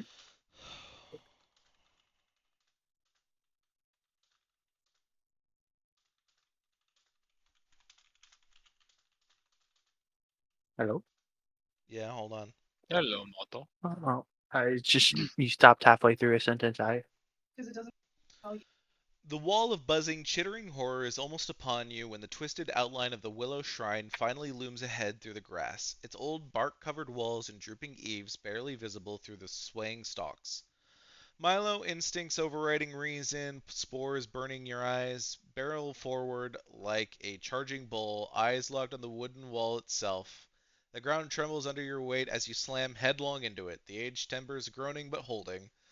The impact sends a sharp echo into the stillness inside the shrine's yard, startling birds from the overhanging branches. Behind you, the rest are seconds from being overrun. Ivar's longer strides carrying him through the grass in great sweeping arcs. Your blade flashing in the sun as you knock aside an errant snapping mandible. Jet's revolver cracks one last time, slowing the closest pursuer, the shot ringing in all of your ears. Honey stumbles on a root but catches herself, sprinting the last few paces, breath ragged, the hot scent of insect musk heavy in the air. Llewellyn's foot catches a vine, his balance wavering, but suddenly Milo's hand is there, yanking him forward before the swarm can close, and one by one you dive through the willow-hung entry. The swarms advance, stopping abruptly at the shrine's boundary. The air inside feels different, cooler, still, and strangely quiet despite the chaos outside. The insects click and hiss just beyond the line, pacing but they do not cross. Your heart beats thunder in your ears as you realize whatever this place is, you are safe for now. Want to use the rest of the eye drops? Llewellyn's gonna go and you can see that he's panting and holding his shoulder, and he goes, "That was a bit rough. I think maybe we should take a rest here before venturing on." Let me take a look at Llewellyn, who is... Wow. Yeah. Riku will Ivar, pat you on the back and cast Cure Wounds. Okay. I'll sort of just like rub 10 my hit head, saying points. like, "Ow!" Thank you, Riku. That's definitely feeling Let's better see how now. everyone else is doing. Honey's at 9 out of I'm only 21. down 11. Ivar, the first thing he says is, "Honey, are you okay? I saw you got hit multiple times." But No, she's not. Ivar will give you his potion of healing. He's like, "Drink this up. You are obviously not exactly fit to move right now." he's gonna push it back to him. Be like, no, I'm fine. You are bleeding. I I'm think fine. I think we should all take a short rest instead of wasting our capabilities. A little time. After he cast the spell already. Yeah, well, there's no guarantee you'll top off all of your health after a Damn, he rest. said you got really fucked up. He's like, "Look, yeah, you got So fucked up." if you all want to I take mean, I did, but yeah. if you all want to take an Short hour, you rest. can take a short rest. Yeah, definitely going to do that. Funnily enough, I would have healed for 10. I'm back to max now, though. Riku's up to I'm full. gonna use both my hit die. Fuck it. Wait, what's going on? Short rest Take time. a short rest. You can roll a certain amount of dice, and you just pick how many you want to roll. If you look at the top of your And it page, could you'll heal you. see short rest, long rest, the campaign name, play, a cube, and the anvil. If you click on short rest, and then click under the click the boxes underneath Warlock, it'll give you an option to roll multiple dice.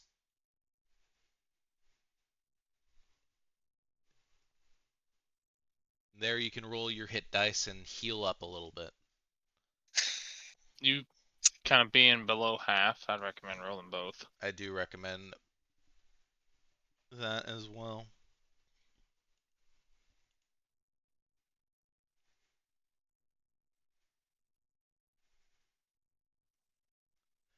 You good, honey? Yeah, that's 10. Okay.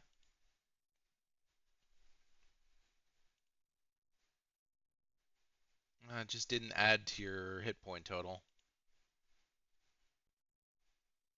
Oh, there you go. Okay. Looks like everybody is mostly healed back up. Honey is 1 away from full. Ivar didn't get hit at all. Jet is 1 from full. Llewellyn's back up to full. Milo's full. Riku's full. Alright. Do you move further into the shrine? Yep. Alright. Inside... we'll start from the moment you've entered and then just sort of cross-cut it to now that you're moving in. The moment you cross the threshold, the air shifts. It's not just cooler, it's heavier, as though you've stepped underwater without the drowning. Light filters through the drooping willow branches overhead, casting ripples of green and gold across the ground. The sound of the swarm outside dulls to a muffled hum like bees trapped in glass. Inside, the shrine is simply yet impossibly old. The wood bears no nails or joints, each piece grown into place as if coaxed by the hand of a patient gardener. At its center stands a low stone altar, smoothed by centuries of touch.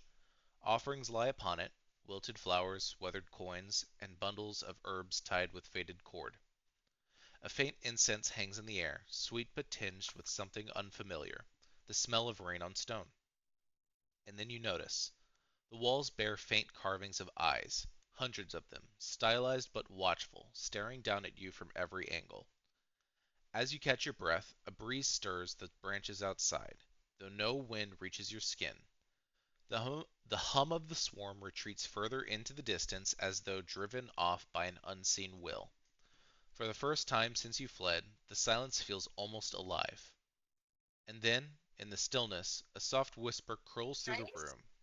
It is not any What? language you know, yet somehow you understand its meaning. They are not gone. They wait. The roots remember. We're good. The whisper fades, leaving only the slow beat of your heart and the realization that the shrine is more than just wood and stone. It is a boundary, one not easily crossed.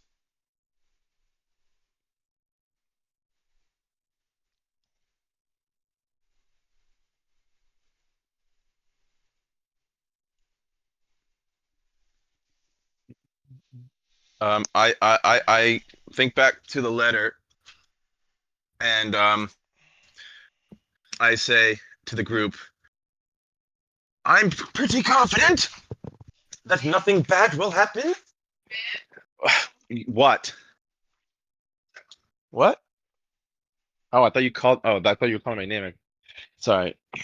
I say, I'm pretty confident nothing bad will happen once we walk through here, and I walk through.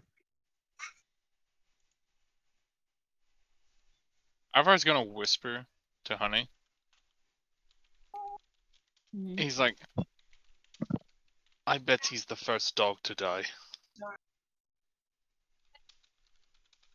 She's gonna look at Ivar and say, "Oh, he's not a dog." It is a phrase parrots use. I don't mean literally. I mean figuratively. Oh.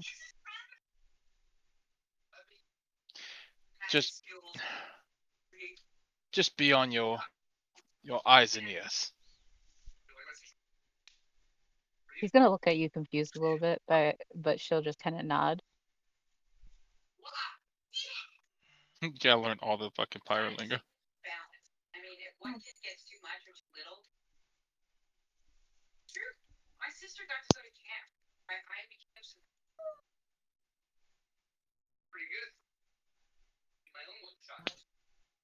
Oh, I'm gonna walk through the shrine.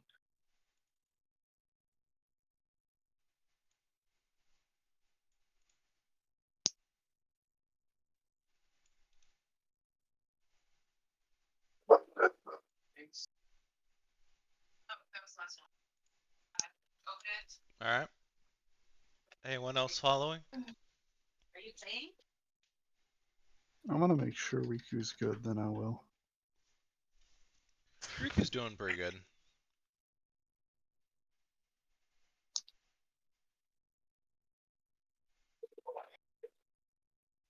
Ivar's gonna be Yeah, I'll follow. somewhere. He's gonna be somewhere in the middle of the pack. Honey and Milo? I follow behind Riku, Yeah, she'll follow. keeping my ears out, listening.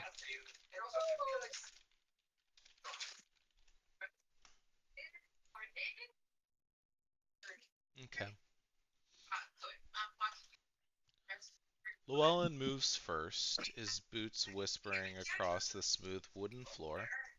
The air grows warm the closer that you get to the altar, as though it radiates its own slow and steady heartbeat. Shadows from the willow branches outside ripple faintly over your face, giving the impression of a mask that changes expression with each step. The inner chamber is smaller, more enclosed, the ceiling low enough that the hanging incense braids sway in the space just above your head. The altar here is older, the stone veined with deep green moss that glows faintly in the dim light. Atop it rests a single water-worn bowl carved from a single piece of jade. It is empty, but the stone feels cool and damp, like it has been sitting at the bottom of a river for centuries. One by one, the rest of you drift in after him. Milo's footsteps are heavy, the Born's faintly groaning under his weight, Jet's eyes sweeping the corners first before settling on the carvings along the back wall, spirals and wave patterns that almost seem to move when you're not looking directly at them. Ivar, you linger in the doorway, your frame almost filling it, green eyes catching the faint light from the moss.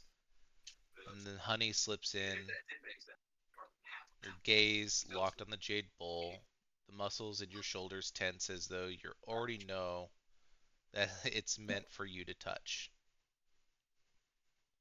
Behind you all, the sound of the wind through the willows shifts again, slower now, like deep breaths drawn in sleep. From somewhere deep in the stone beneath the altar, you hear a faint drip, drip, drip. With each one, the jade bowl glimmers a little brighter.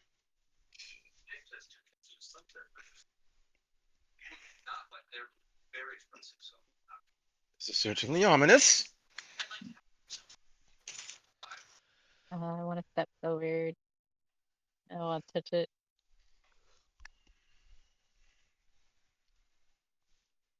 Touch the butt. Oh. One back. Honey steps forward to touch the bowl, huh? Yeah. Honey, you step forward, each footfall nearly silent on the worn planks. The jade bowl gleams faintly, the light within it like moonlight caught under still water.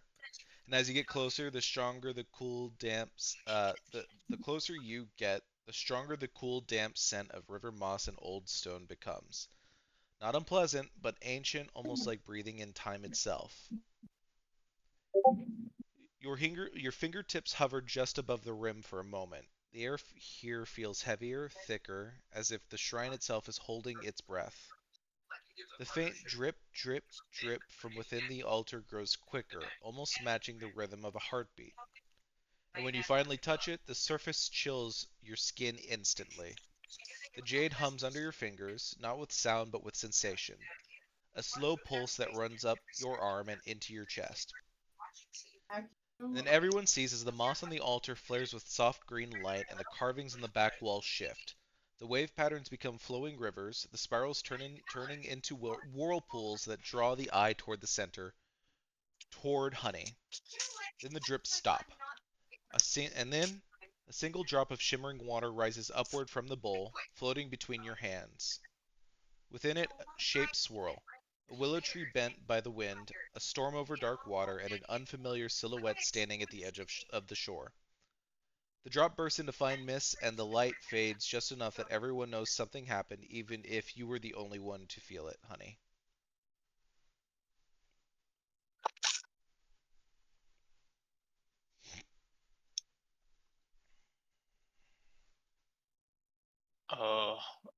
I think you need to stop touching stuff.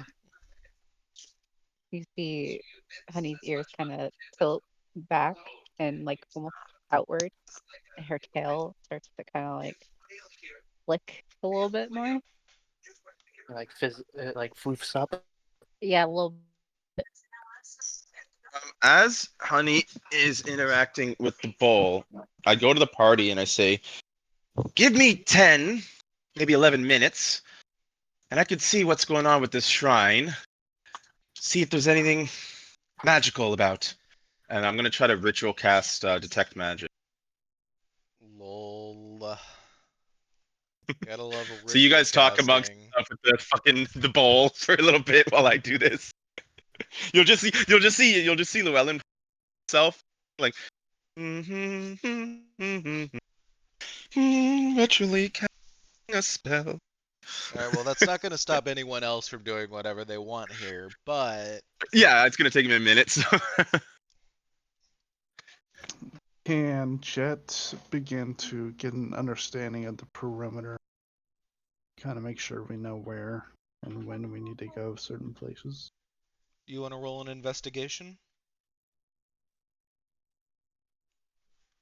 Are we inside? You are inside. Yeah, then yeah. Investigation, I suppose.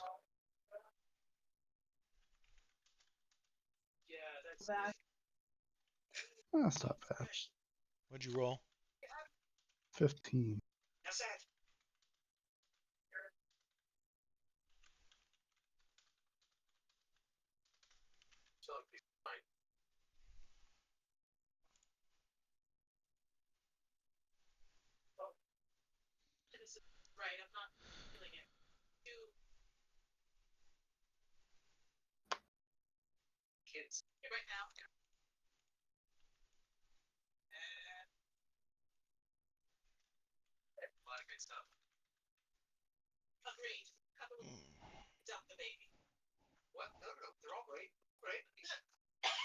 Uh,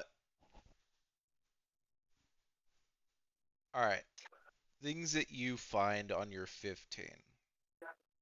Near the back corner of the shrine's interior, you notice dis- faint disturbed dust, not enough to indicate today, but recent enough to suggest someone has been here within the past few weeks. The footprints are oddly elongated, almost as if they were made by someone barefoot but dragging their toes. You also notice on the left wall, the wood paneling has a faint seam and a slightly different texture. Pressing on it causes the panel to shift slightly inward, but it doesn't open. As you move the perimeter, there's a moment where the smell of damp soil and something faintly sweet drifts to you, stronger in one corner where the floorboards have a subtle give underfoot. And outside, circling around the shrine's base, you spot several moss-covered stones with faint carvings of coiling willow branches, but in 3 of them, the branch patterns subtly form eyes. Interesting.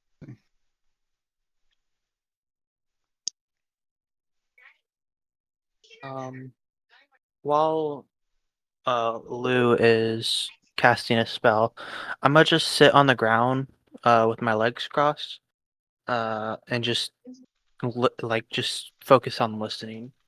Just if I notice anything. Go ahead and roll a perception.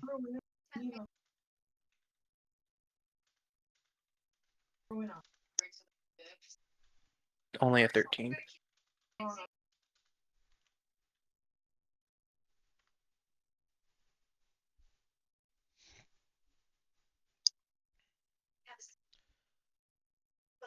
Beneath what you pick up, beneath the soft rustle of willow leaves outside, you hear the distant irregular click, chitter, click sound, the kind insect mandibles might make. It's muffled though, possibly coming from underground or behind a wall, and only happens in short bursts before going silent again. For a brief moment, the air through the shrine feels like it changes direction, unnaturally, as if it's being pulled toward the altar rather than flowing in from the door. It's subtle enough to ignore, unless you live by instincts, of course. And you realize the normal forest ambiance, bird calls, distant festival sounds are dampened here, almost muffled, like the shrine sits in its own pocket of quiet.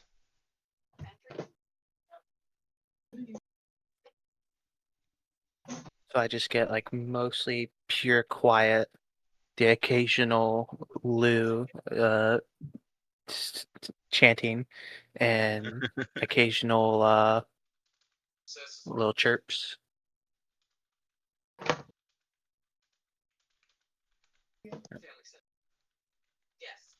I'll just sit there for a bit, waiting.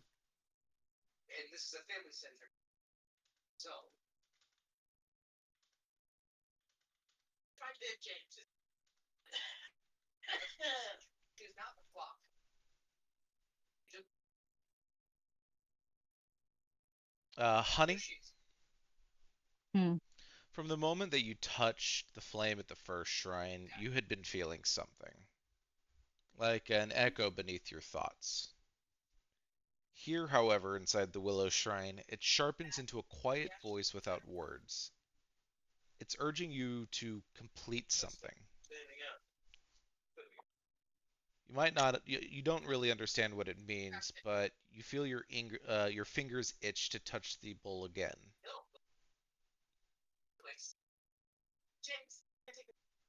Is it attached? Like, is it like just a bowl, or is it kind of like cemented to where it's sitting?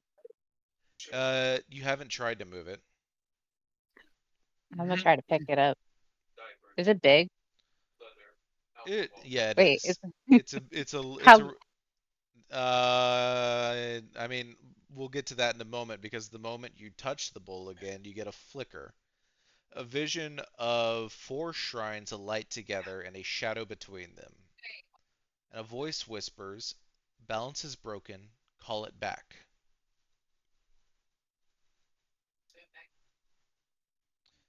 I'm gonna say as she was doing that, Ivar was like trying to grab her hand to stop her, but he was too late. I lean over my shoulder and just say, "Haven't you ever heard the saying that curiosity killed the cat?" Who you saying that to? Huh? You said you're leaning over someone's shoulder? I'm leaning over my lean my head over my shoulder and say, Oh, "Haven't you ever heard curiosity killed the cat?" Because I'm Honey, just sitting on the ground. you feel you feel a strange draw. First, drop a coin from your pocket into the bowl. Uh,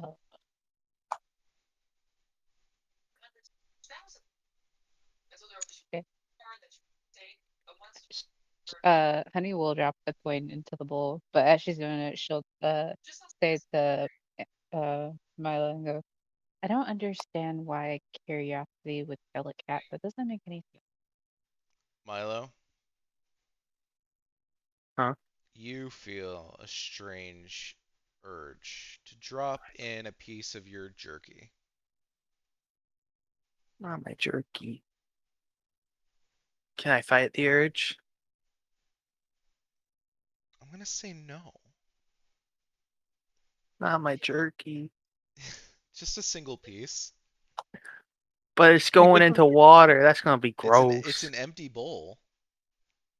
Oh, I thought you said a drop of water. Yeah, a drop of water did rise out Dropped of into it. yeah, a drop of water rose out of an empty bowl. Man, my jerky. You drop it in? Yeah. Okay. Ivar. Actually, Ivar is kind of holding one of Honey's arms. I have to I was I have to gonna look ask in her your a question. inventory real quick. You could drop a doubloon or something. A doubloon. That sounds good. Yeah.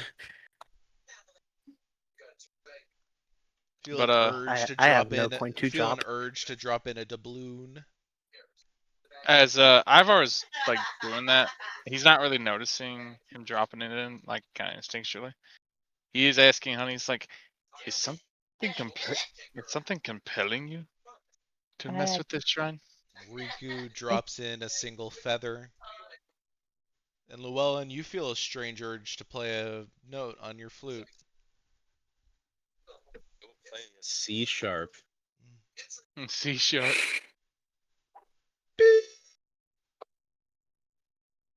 And then And that silence. messed up your ritual casting. The bowl fills with a faint silver light that spills down the carved grooves. The air smells like rain before a storm. A deep, low tone hums through the floor, not heard but felt. The flame in the shrine lanterns bend inwards toward the bowl, and the willow branches outside stop moving entirely. A pulse of light expands outward, and when it fades, the shrine is no longer quite the same. Colors seem too vivid, shadows ripple, and distant figures move among the trees that shouldn't exist in this realm. Anyone who wants to roll an Arcana check can. Yeah, +0. Hell yeah. Fuck yeah. Nat 20 from Honey. I got a 16. I rolled higher than the magic user. Lou, Milo, and Honey. And fuck it, let me roll for Riku. He might be dumb as a box of rocks. He rolled an 11. That is one himbo twink. Honey, you don't exactly have a frame of reference for knowing this, and yet you know it because it is something that you had experienced while in the pod. You don't have a name for where you are, but you are familiar with it. However, Milo and Lou are because they have heard about this because they have been living on the island. You all know something is off, but it's only three of you that really come to terms with the fact that you all have entered the spirit realm.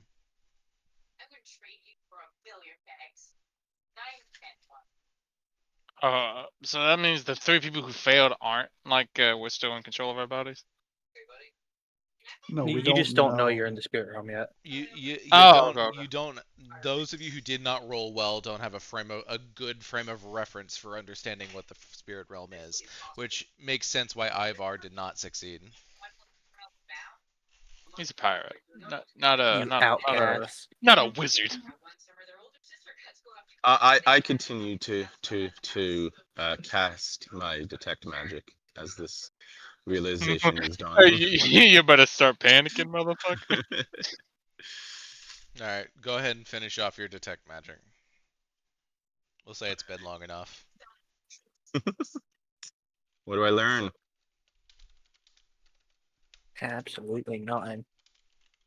Say it again.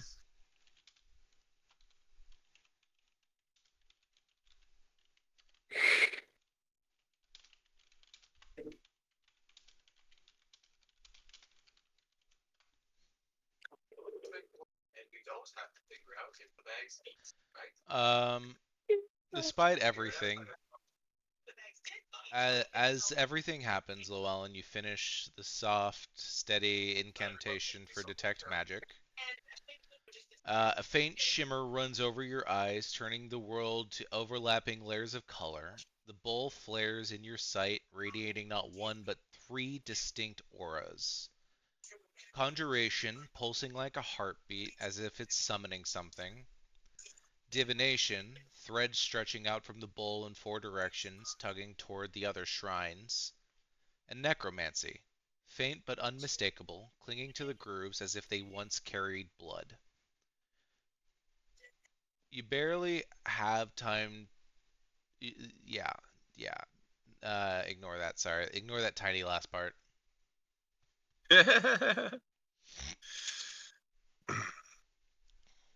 Just so these threads are all going in different directions, right? The You threads said appear. The threads appear to be branching out in four different directions. okay. And based I'm off going of to what go to the you're party. and based off of the travel that has occurred, you are actually aware that you are able to pinpoint that at least one of the threads, if not two of them, are pointing towards shrines that you've already been to. Yeah, and I'm going to go to the party, and I'm going to say to them, I sense different types of magic here, and given the dark nature of what we seem to be against, this one is necromantic in origin, and though it may seem strange, I want to follow it. And I'm going to start motioning towards the path of the necromantic thread. The necromancy is just a faint aura in general. The threads are divination. Oh, okay. Then I will follow. Um, I will just pick a thread at random and follow it, I guess. What do you all do? So funny. How big is this jade bowl? Uh, um, Halloween candy bowl. That's a Is pretty it good description. is it heavy? Is it more deep than wide? I think jade in general is actually a heavy gemstone. I'm pretty sure it is. So I'm gonna say yeah, it's heavy. I want it. So somebody Google how heavy a bowl made, a Halloween bowl, candy bowl made of gemstone would be. I bet they could get an answer off of Google.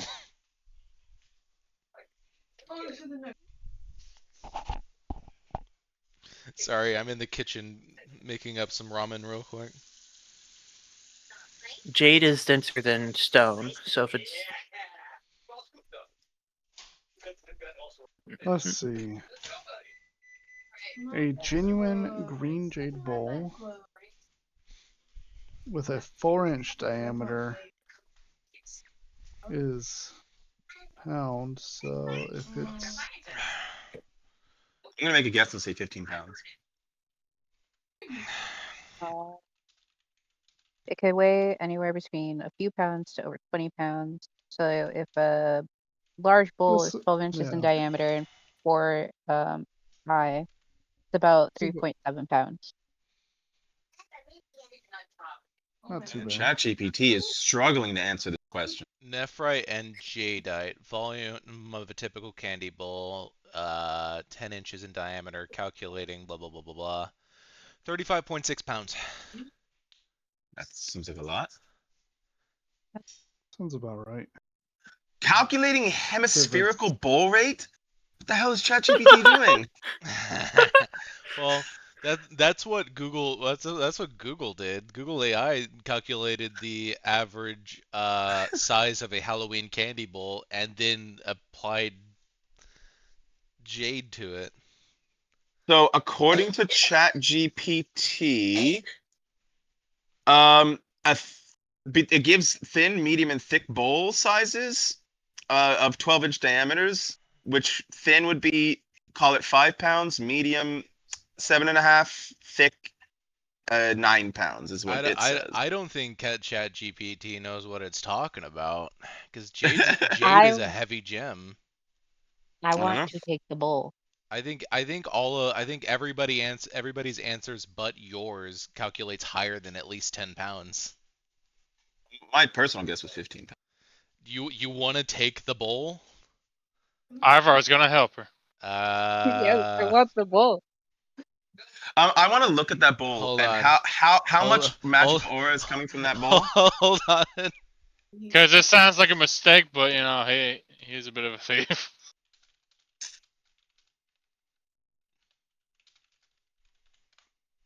It's like the shiniest object she's come into contact with since she's been here. She wants it. All right. So, honey, your fingers curl around the edges of the bowl.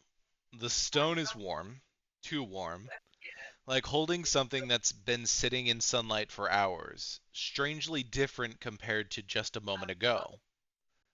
The moment you lift it, the silver lines in the floor surge brighter, and the faint hum in the air turns into a resonant thrumming, as though the shrine itself has a heartbeat. The bowl feels heavier than it should, not in weight but in presence, as if you're lifting not just stone, but something watching you through it.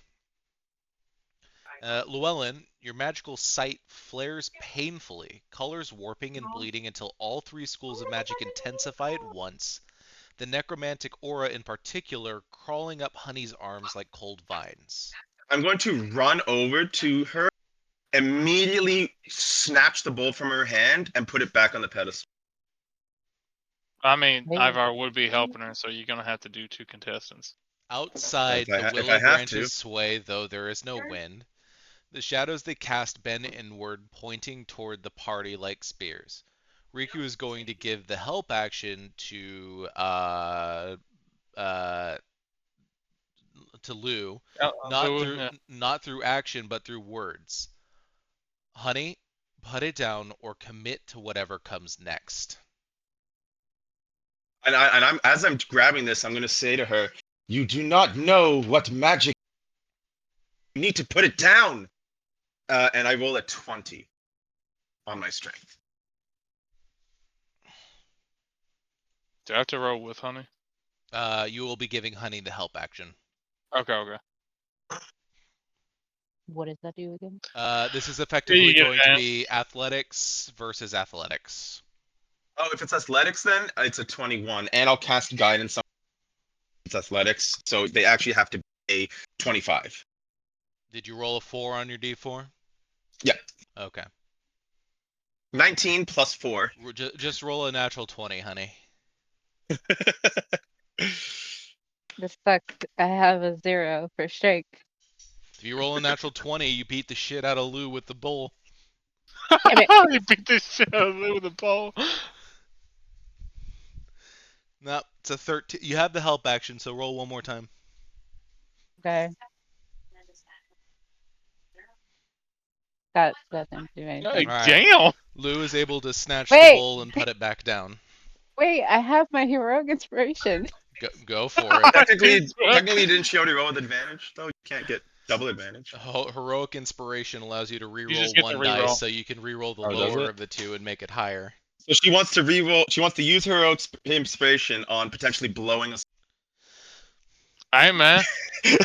Game on. What a bold decision. I'm not gonna. Game hey, on. I'm not gonna yuck her yum. Go ahead. Close but no cigar. What'd she roll? 14. Okay. Out of character, though, I do love the idea of having to tell like another D&D enthusiast. So, okay, we had a player who was very insistent on meddling with magical item. I tried to stop her, but she rolled triple advantage, and we all died. I mean, to be honest, I'm tempted to give her my inspiration. Here's what. No. I want to see her. Here's what's gonna happen. You can't let her have your inspiration. As I grab the bowl, I put it down and place myself between her. I so will she hold can't on. I will tell you grab it again. I will tell you narratively what happens with that included. Okay. Well, because I was gonna say to her as I'm grabbing it, and I'm gonna say to her, "You need to stop touching things you don't understand." Hold on. As the three of you wrestle over the bowl, the sigils on the floor begin to invert, drawing you downward to a darker place outside of the spirit realm. But the moment that you pull the bowl free and slam it down, it seems to stop. Actually, what I'm going to do is I'm going to look at Ivar, and this is going to be the first Llewellyn's temperament to go change from jovial. You're cutting out. Cutting out. Oh. Can you hear me? Yes. Okay. I'm going to go actually look at Ivar. I could have very easily said nothing, and you would have been confused. This will be the first time you guys see Llewellyn's temperament change from jovial to a little more stern. And I'm going to go to Ivar, and I'm going to say, you're good friends with her. You know her, right? Oh, you could say that. Is this something she does often? Touches and grabs anything she doesn't understand? I mean, wherever the sea takes her. Look, I'm going to say this in the nicest way possible. But if you're going to look after her, then your hands will need to be in charge of hers. Because if she keeps touching all kinds of magical trinkets, she's going to kill us all. And how do you know that we'll end up in Davy Jones by her touching it? I look at him in the eyes, and you see my eyes are glowing, like magically intensely glowing, and I'm saying, I know because I see the magic before me, unlike the rest of you. I see the danger. I feel it, and I hear it. I am the danger. Riku's gonna distract Honey from the bowl with a polished piece of tiger's eye. Pretty. Ivar responds, it's like, that sounds like tall tales to me. Well, how about this?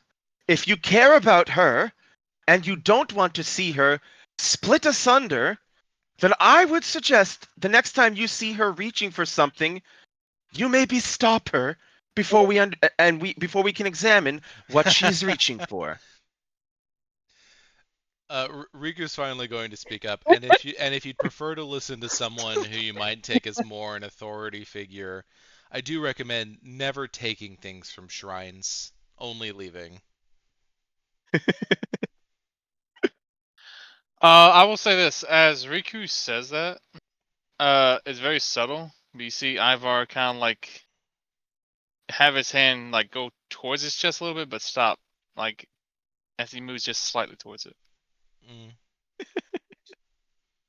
I Did am still, by Riku the way, give standing Honey between the the shrine tiger and eye? them. Like I'm still guarding the bull at this point, but I'm Riku wants the talking tea, to and he him. rolled a natural 20 insight on that.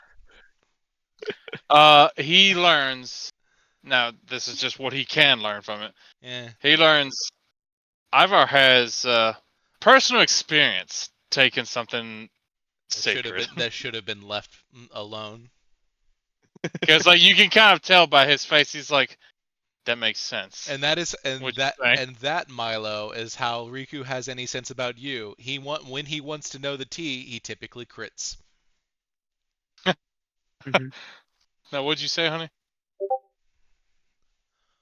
Evie. Evie is my favorite. Aw. It's mine too. Did Riku give Honey the tiger's eye? Yes. Okay, It's like a cool. damn cat. Evie's just a fluffy baby. But as Riku says that, you will see Ivar kind of like look at Lou, and he's just like, fine. I'm sure there's other treasures. Now be careful before I start calling you Ellen.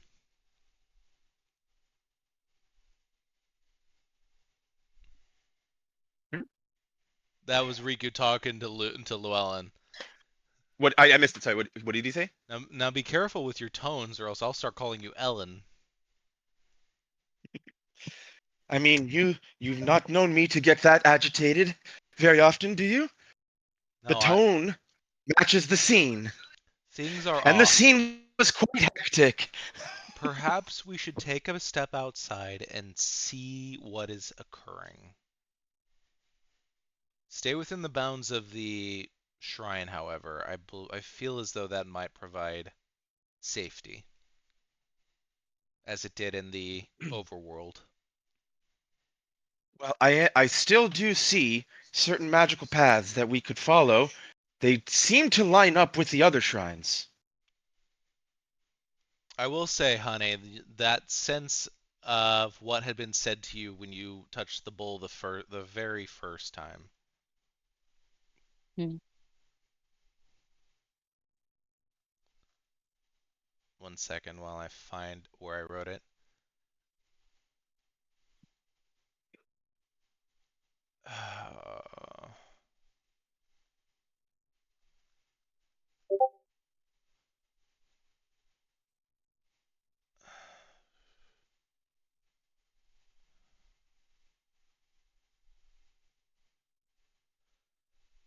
There we go.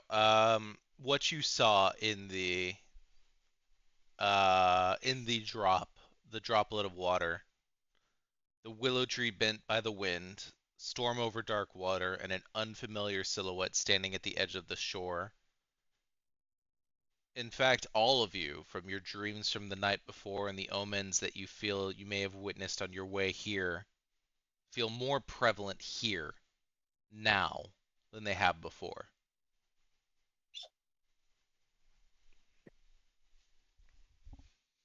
I don't know if we should go trekking into the forests of the spirit realm without knowing for sure what's out there. Very well. We can go take a look first, then. Are you still guarding the bowl? Yes.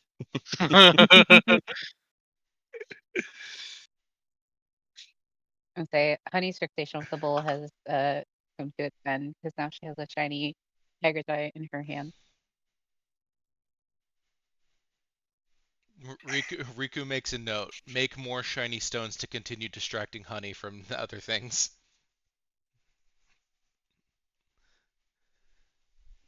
But in all seriousness, Riku is just gonna sort of usher everyone towards the threshold of the shrine.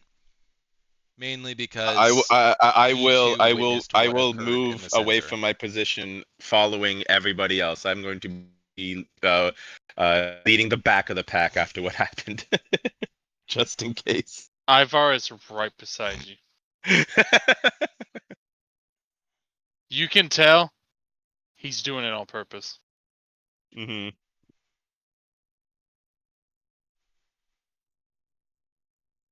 You don't see him reach for the ball, but he is like within grabbing distance. If you want to roll insight, you can tell what his intentions are. I'm gonna let Uh, Riku. I'm gonna let Riku roll off of that natural 20 insight from earlier. Llewellyn's actually just going to go look Riku at. can tell Ivar's purely fucking with him. Llewellyn's going to look over at Ivar and he's going to say, "If you think it's funny now," and he's going to raise his finger and a little bit of magic comes out of it, and he says, "I can make it even funnier, unless you want to keep walking with us." Insinuating that he has a certain way to make you not go back.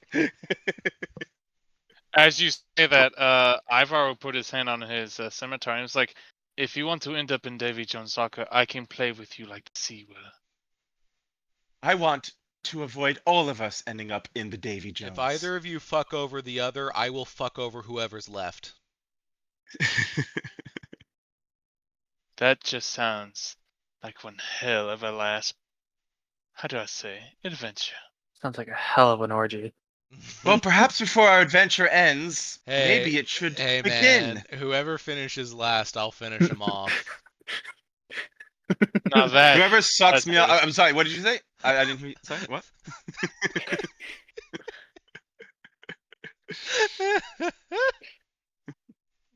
But Ivar gestures Lou to go on.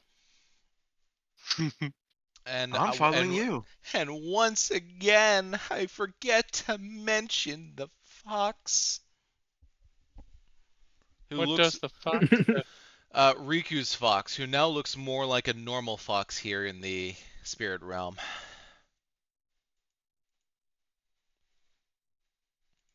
Still one-eyed, still lazy as hell.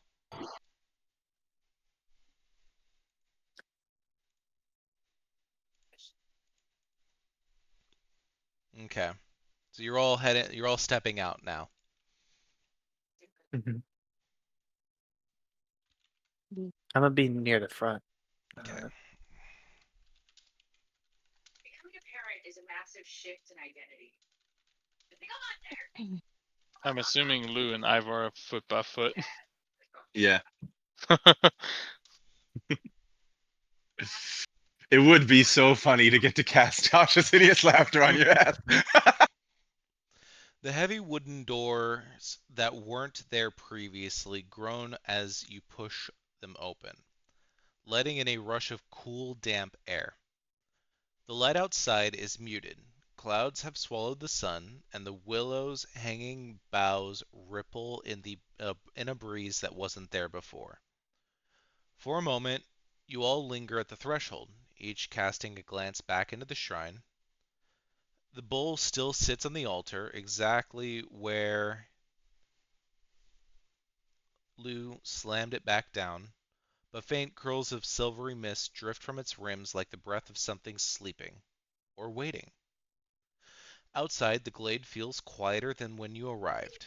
No chirp or birds, no rustle or small animals in the brush, just the whispering leaves and the occasional creak of the old shrine's beams behind them. Riku steps forward, looking out toward the trail. The road back won't feel the same now, I can promise you that. Honey, you can feel it too. The air is thicker, heavier, and carrying a scent you can't quite place. Llewellyn, your flute hangs silently at your side. Milo, your ears twitch faintly at every subtle shift in the trees. And Jet, your hand rests on your weapon without realizing.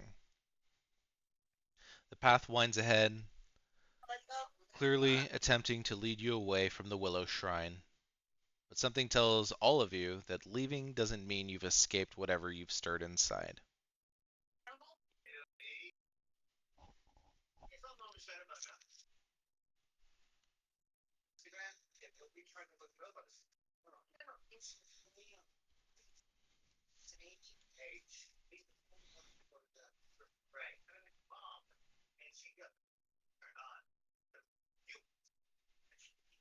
The silence means roleplay. I want to look around, and I'm actually gonna roll. Can't say I think I have. Can you, do I have?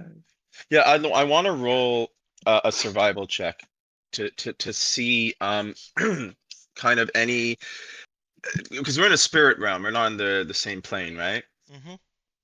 So I want to see if there's any sense of other creatures that I can see that are roaming around here.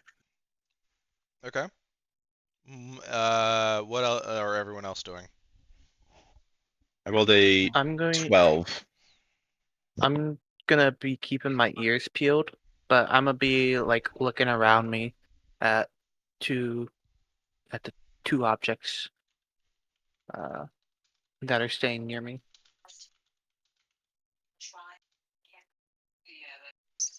Actually, wait, I can give myself guidance. Oh no, I can't because I have the. No, I'm gonna keep detect magic active for now. So yeah, 12. Milo, go ahead and roll a perception. Is this for listening or for looking? Your choice. I'm gonna do listen, so I get advantage. Okay. 18.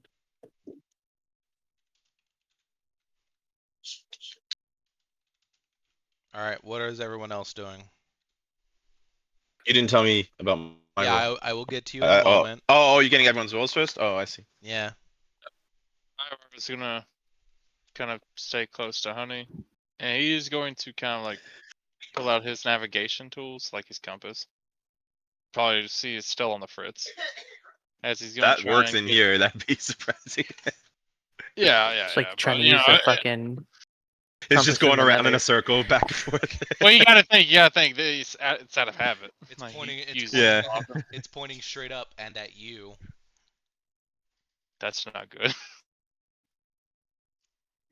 Uh, But he is going to tell Honey as he's like trying to find his bearings. He's like, try to be more careful touching artifacts. They could have lasting scars. It was shiny. It was. I will find you other shiny things. If I stop you from grabbing something, just know it's so you don't get killed. Okay. Are you going to roll anything, honey? Um, I don't know.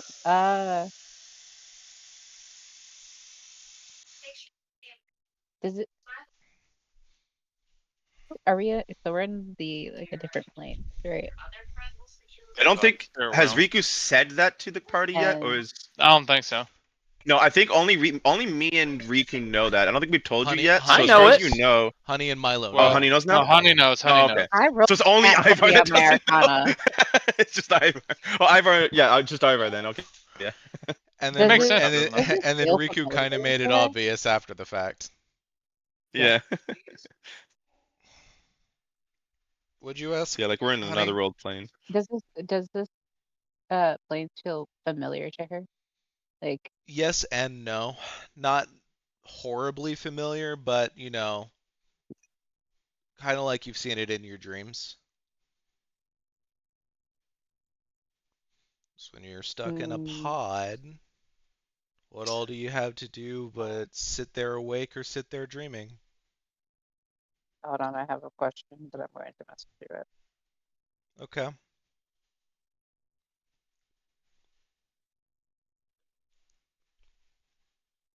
Well, I'm awaiting that question. Jet, what are you doing? can I make a survival check to keep us on the path? Sure. So Llewellyn's You want rolling to a just give me a help survival. action then, since I'm also doing You're that? checking for something else, Llewellyn. Oh, on the path. Yeah. Llewellyn's rolling survival to check for wildlife and creatures. Milo rolling a perception in general. And Jet rolls. Yeah, go ahead and roll your survival. I did. Would you roll? 16.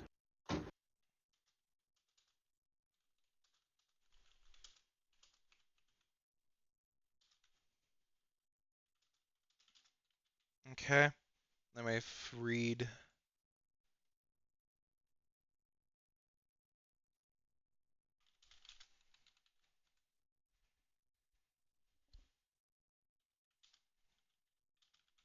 Okay.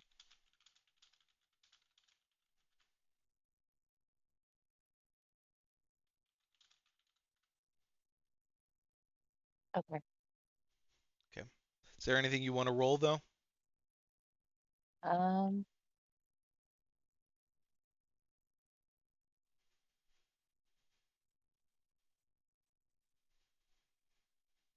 No, I don't think so. Okay. We'll go with what we have so far. So, Llewellyn, in your scanning of the undergrowth for signs of life and varying other things, your eyes catch only vague movement at the edges of vision, shapes that vanish when you focus. You can't tell if they're animal spirits or something else. Milo, your senses cut sharper through this strange haze. Somewhere ahead, faint but steady, you hear the ripple of running water and the rhythmic thump, thump, thump of something moving alongside you all, pacing you just beyond the tree line. And Jet, your focus is on the path, your instincts sharp. The road here twists and folds on itself like a looped ribbon, but you notice the faint shimmer of spirit flame markers along one route. Yes, you do. All the time. You obviously guide the party toward those, keeping them from straying too far into the glowing wilds.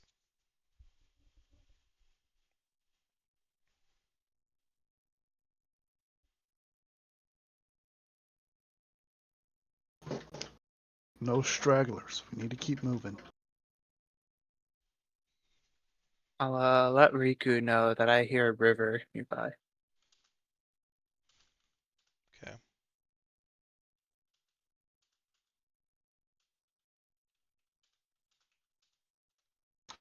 You all trek forward along the path, following along the spirit flame markers that Jet has located and is keeping you on track. Up ahead, however, the pale grass eventually thins, revealing a curved path where a faint lantern-lit bridge arches over the unseen water that Milo hears.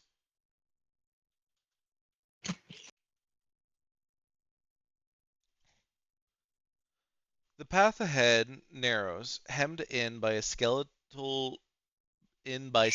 trees whose willow branches dip low, their ghostly leaves brushing the water below. The bridge itself is old but not rotted. Its planks shimmer faintly, almost insubstantial, like they were woven from moonlight and mist. As you all step forward onto the first planks, you hear as the water beneath churns unnaturally. Milo, your ears catch the deep, rolling gurgle of something massive moving under the current. Before any of you have a chance to turn back to rethink your actions, three pale hands, slick and webbed, reach up and grip the edge of the bridge. A figure pulls itself halfway up. Its body is long and eel-like, skin stretched thin over jutting bones. Its face is a mask of smooth white chitin with no eyes, only a wide mouth lined with needle teeth. It tilts its head as if smelling its prey, or the party. From the other side of the bridge, another shape hauls itself into view, then a third crawling along the underside of the planks.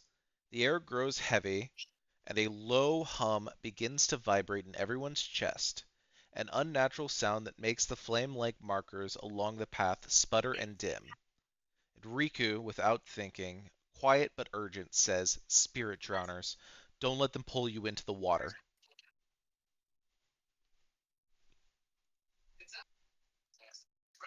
And I need everybody to roll initiative. Fuck! I rolled so low. I felt every bit of that fucking emotion. Fuck! Rolled a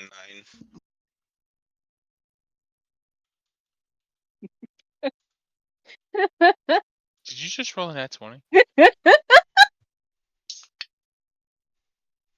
Huh. You can't make this shit up. Huh. Okay. It's not porting over, but here you go, almighty Lord Keeper. What's up? It's not loading in the chat, so there you go. Okay.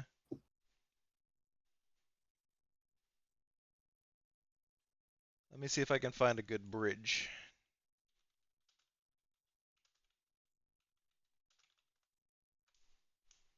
You know, Honey is not the character that I want to hit a nat 20 for initiative. Oh, this is actually perfect. Wait a minute, didn't you do this last time? Did. What the fuck is with Honey? I don't know. You don't want her to go first, but she's like, I'm No. going first. The cat is always on the prowl. Apparently. It's ready for everything. Oh my god. Bullshit.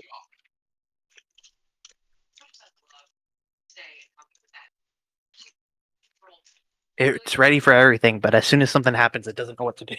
It's like, no thank you. That's what we call that bullshit. Yeah.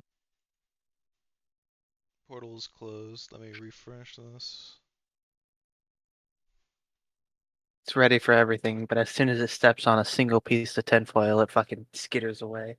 Meow.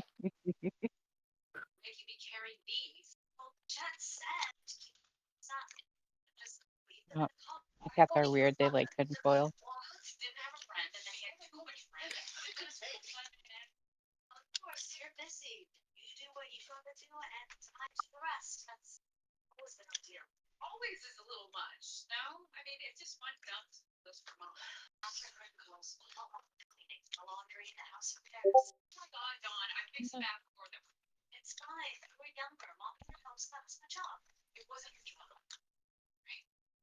Damn. Okay.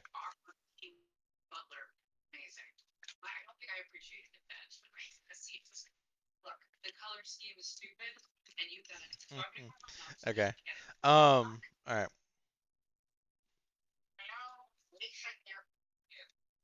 I need to add all of you.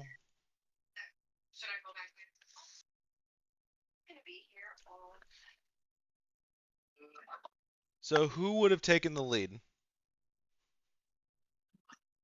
I would have been near the front. I've I already don't know used if the I'm fucking behind. compass. He's probably somewhere in the middle. I don't know if I'd be behind or like right next to Riku. Trying to figure out some bullshit. I've Somewhere honestly. in the middle. Alright, so it's going to have to be in levels of 2 by 2 by 2 or a 3 by 2 rectangle. Which means that based off of previous voicings overall, what I have is Jet and Riku towards the front, Milu and Ivar in the middle, and then Llewellyn and Honey towards the back. Makes Yeah. sense. That's fair. Okay. And I need to find the actual real in-game equivalent to monsters that I was using in place of this, even though I renamed it and refleshed it a little bit.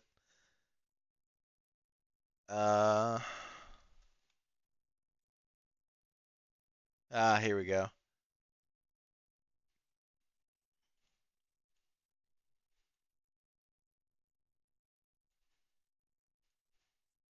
The hilarious part is there is not a lot of room on this bridge.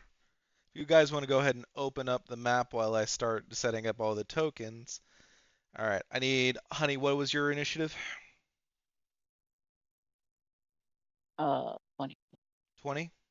24. Yeah, 24. Ibar? 13. 13. Jet? 23. 23. Llewellyn? 9. Just like you don't catch me lacking. Milo? 6. Let me roll for Riku. Yeah, if you want to go ahead and open up the map, you'll see where you are. That's some big monsters. Riku also got a 9. I have a +2 to Dex. Riku has +4. Indeed. And he would go before me. Yeah, don't worry. The encounter tracker put him ahead of you. That will be honey first. I will, however, also be, and they actually need to change their stat block slightly to a little less because having six level 4s, six level 4s fighting creatures with 80 hit points each kind of seems like a lot. Level So 4s. Level Hmm? 2s. Level 2s. Level 2s. 6 level 2s fighting 3 creatures with 80 hit points each. So I will be doing you all a favor, and you're lowering them down to 50 hit points.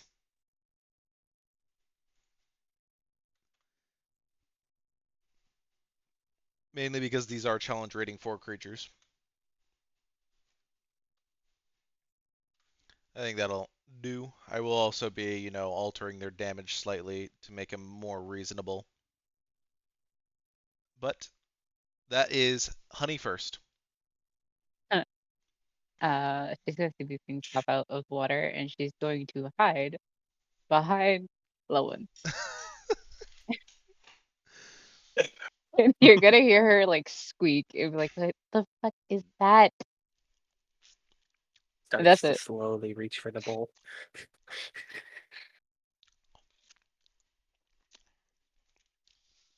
Second fight of the campaign, and honey is establishing a pattern. Jet?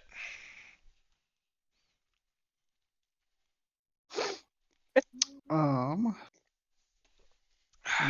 really not liking this here. I've been drinking so much water for the last 2 days. My God.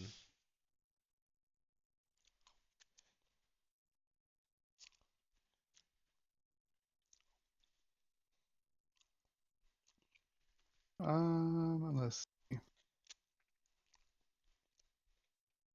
I guess I'll attack Jewel B. Go for it. I just looked something up very important, Jasper, so I'm ready with your rebuttal as soon as I say what I'm about to do. Oof. I made sure to look up the Judge. answer to this.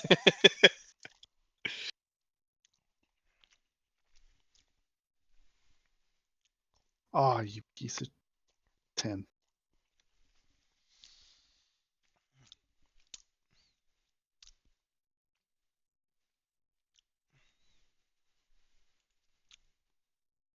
No, maybe 10? 10.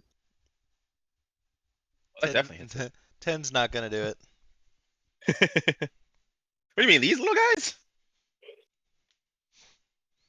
All right then. I have a bonus action. It could.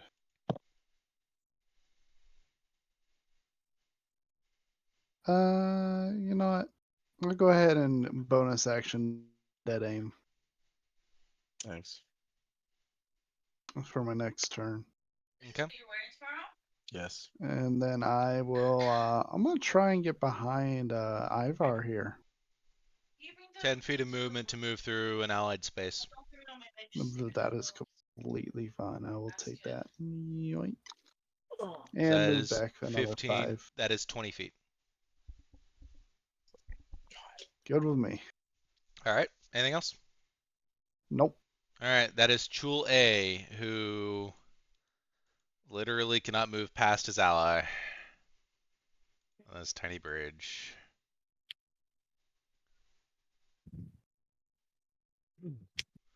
So he'll move the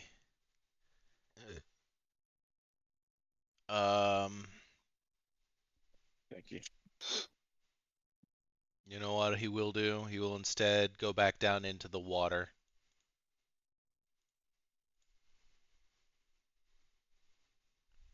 I'm sure that's not a problem. All right.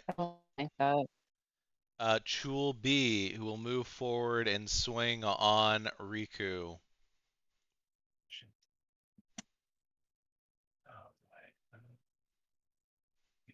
You rolled a 12, and that missed. It will roll again. That is a 14, and it misses. What? No. There might have been one on top of it, but it would have been unopened if it was. I don't know.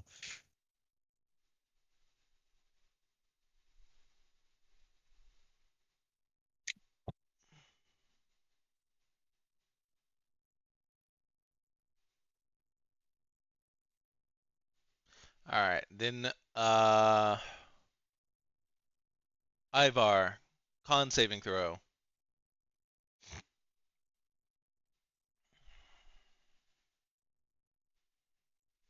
You 21. succeed. You are just grappled.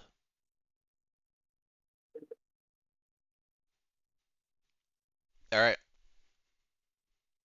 That will move on to Ivar. Luckily, you succeeded because the failure results were being paralyzed. Damn. um, I'm going to use Cloud's Jaunt. Use my bonus action to magically teleport.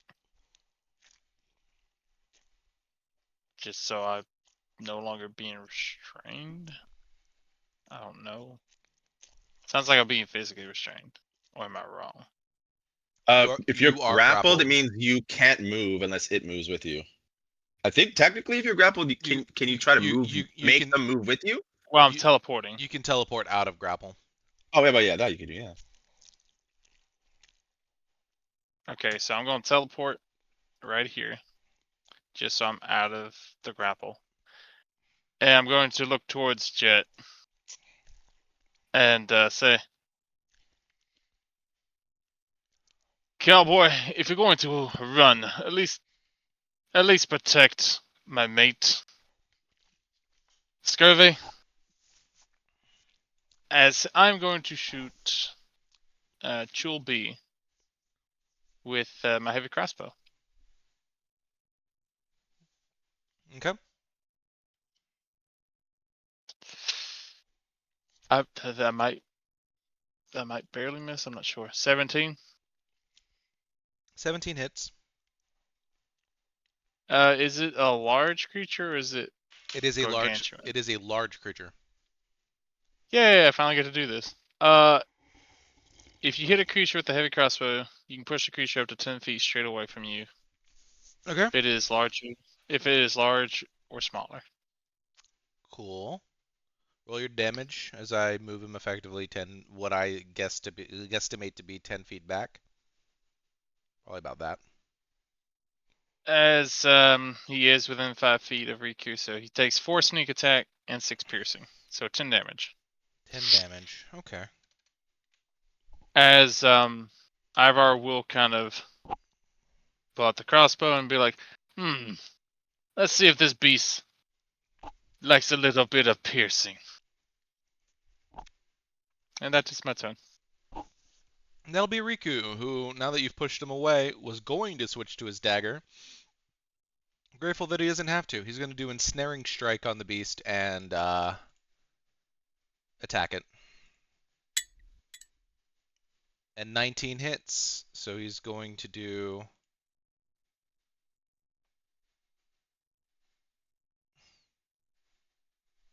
And now the creature needs to make a Dex saving throw, or sorry, no, Strength saving throw.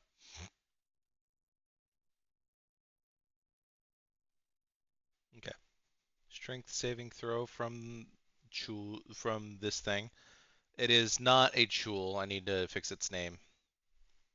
It is a... I called it a Spirit Drowner. That's wild.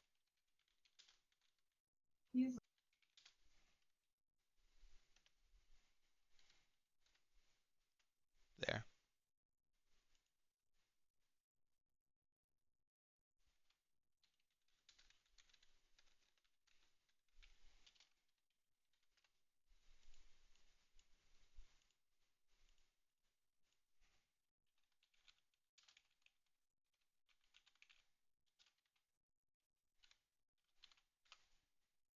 Okay. Spirit Drowner needs to make a strength saving throw.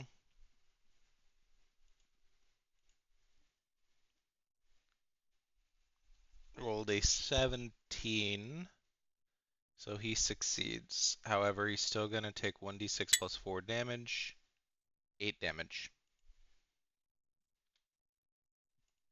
That is it for Riku's spell slots. Sad face. Oh,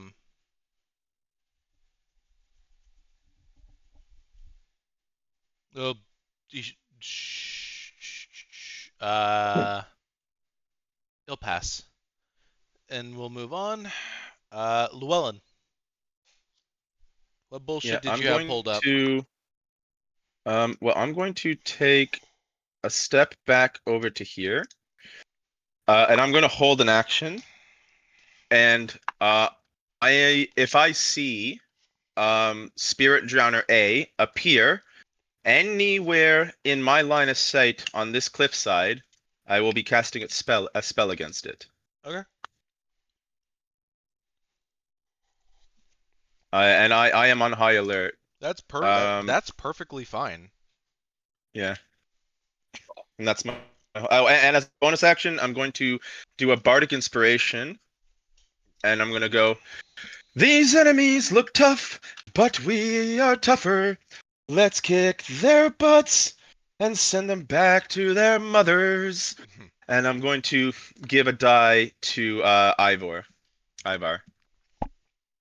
So that's a D6 that you can use at any point. I'm For the totally going to next I'm totally hour. going to use your wording against you and have Spirit Drowner A appear on the bridge. Oh, shit. If he appears in front of my line of sight, I'll be cast. There's a specific wording. The specific wording I'm saying is I was fucking with you. You Yeah. hold it till the you. the reason I see worded him it that appear. way is I'm not waiting for him to appear feet flat on land for a reason. If I see it anywhere coming from the south to the north don't of think this they have location, I will cast a spell. Okay. Anything else, Llewellyn? Yeah, that's it. I will Just state you the bardic. cannot. I will state you cannot end your turn inside somebody else's square. Yeah. Milo. How low are the little handheld thingies? What do you mean? They have pinnacles. Those The posts. the little handrails? Are they like waist height? around the knees or waist? Or I guess Are you gonna try to push it off the bridge? Yeah, into the water where it can swim. yeah, yeah. But it's not on the bridge. All right. Hold on. We have Honey at a whopping 5'2". Ivar at a 7'6". Jet at a 5'5". Llewellyn at a 5'11". Milo at a 6'2". And Riku at a 5'10". I would say it's about Riku's waist height. So 4 feet off the ground? 3 feet off the ground? How tall are the creatures compared to? Is it like about a third of their height? How tall is a Chul? D&D. 8 feet. Weighing about 650 pounds. So it's about a third of their height almost. Chuls are considered large creatures, which in D&D terms means they are between 8 and 16 feet tall.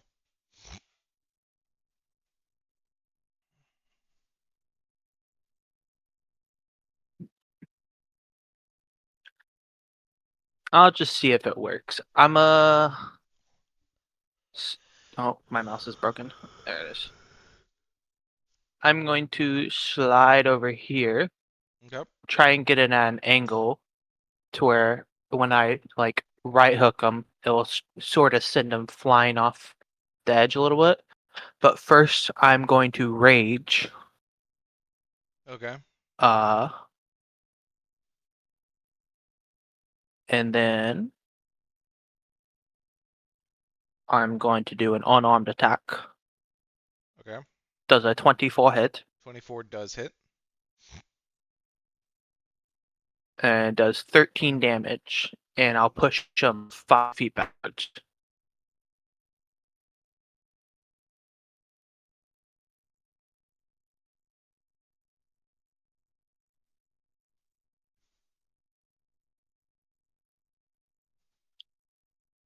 And then I'll move a little closer so he doesn't have much room. And then that will be the end of my turn.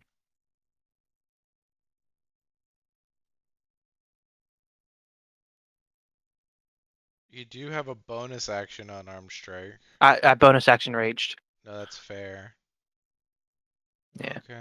I forget My rage. next I attacks, I almost have always 2. forget. I'm also remembering that rage and rage and monk are actually a very good combo. Like barbarian and monk is a good combo. Yeah.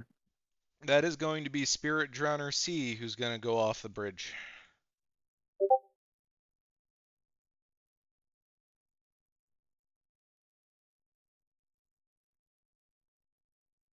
Okay. Back to the top of the initiative. That's Honey's Honey. okay. Okay.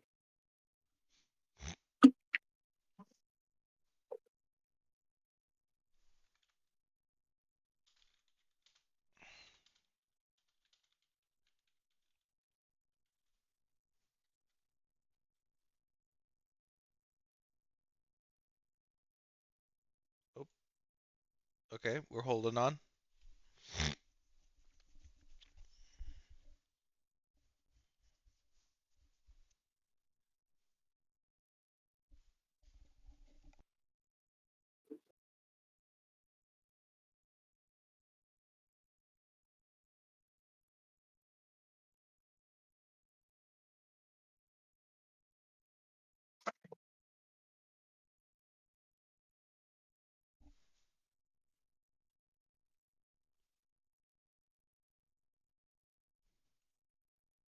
We've lost Honey forever.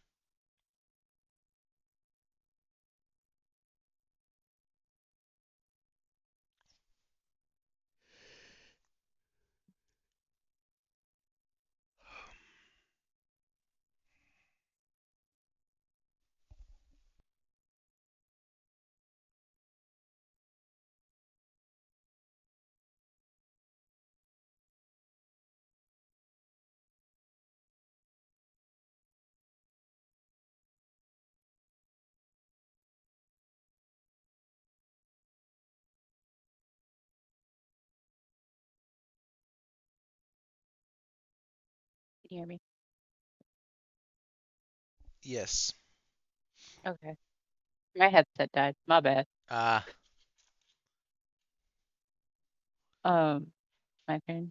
yep. It's stuck. On.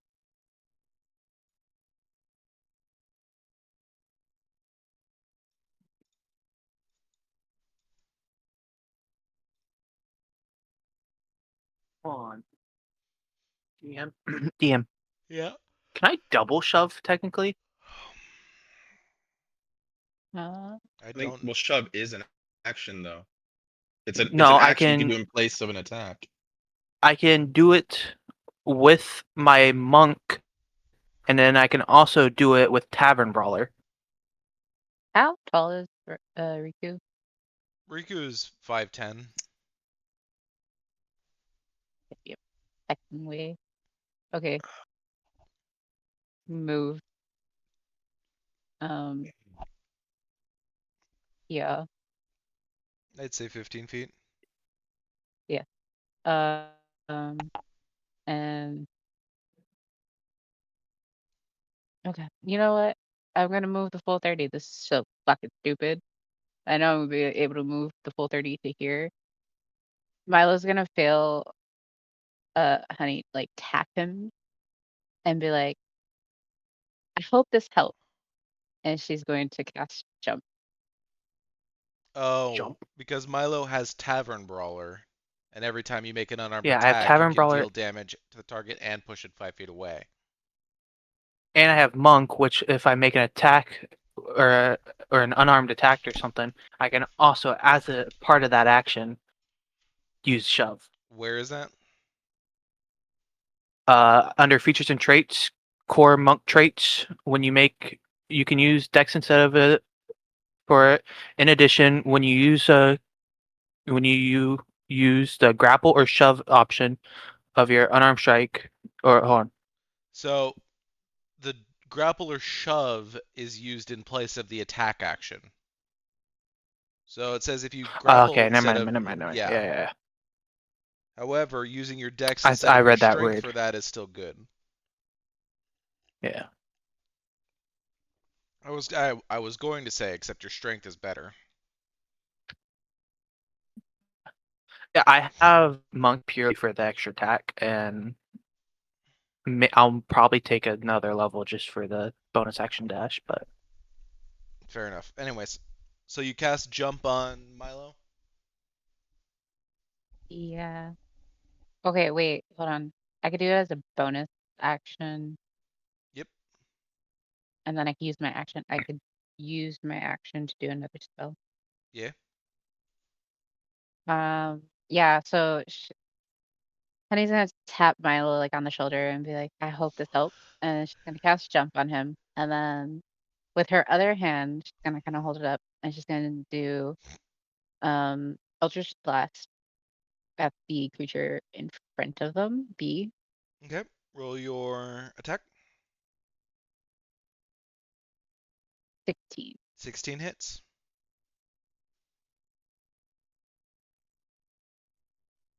That's 8 damage. Nice. There's an Eldritch Blast. There's an invocation that I recommend getting for Eldritch Blast that I believe also does pushing. yeah, There are some good Eldritch Blast invocations, and one of them allows you to add your Charisma modifier to the damage. Just take my advice. Don't ever get the it's one that gives you a 300-foot range. It's useless. it's repelling blast. That's the one that pushes Agonize, them away. Agonizing Blast is good. Repelling Blast is good. Yeah, the first time I played a warlock, I took the one that gave me 300 feet range, and all I realized was all that ever does is, if you choose to use it, then you're that far away from your party if shit hits the fan. Yeah. It's just not good. You Alright. can use it if you're chasing someone down and they're slightly faster than you. Yeah, but it's Anything, just, you don't need hold it. on. Anything else, honey? Yeah. I used everything. I used all my movement in both action and bonus action. Okay.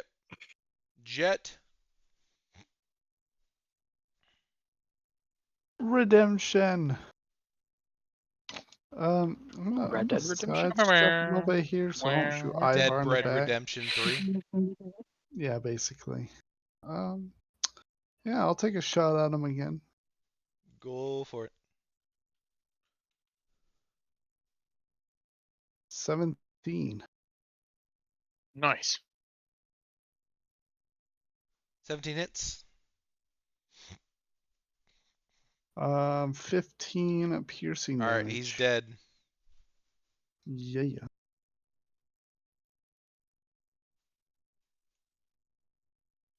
With that, I'll move up. Probably here for now, just behind Riku. Call it good. Yep. Splash. There you go. Use your held action, Llewellyn. Firstly, I doing it as it's climbing up. I'm specifying this for a reason. Before it actually gets its footing fully on the cliffside, and I cast Tasha's Hideous Laughter. And I looked this up. It is not charm, and it should work on most creatures, even if they have like a multitude of immunities. Okay. It's It a has to make a save. DC 15 Wisdom save. I rolled a natural 1. Yeah.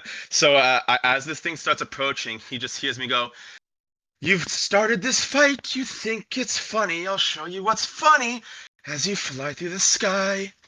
And the reason I specified that I'm doing it before it gets its footing, because as it falls prone, it falls back in the water.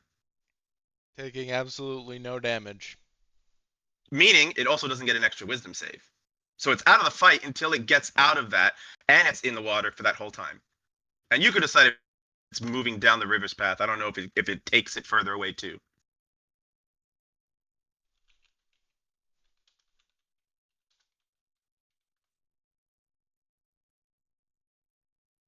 That was the first time I've ever used Tasha's Hideous Laughter. Can that thing laugh, by the way? I assume it can't.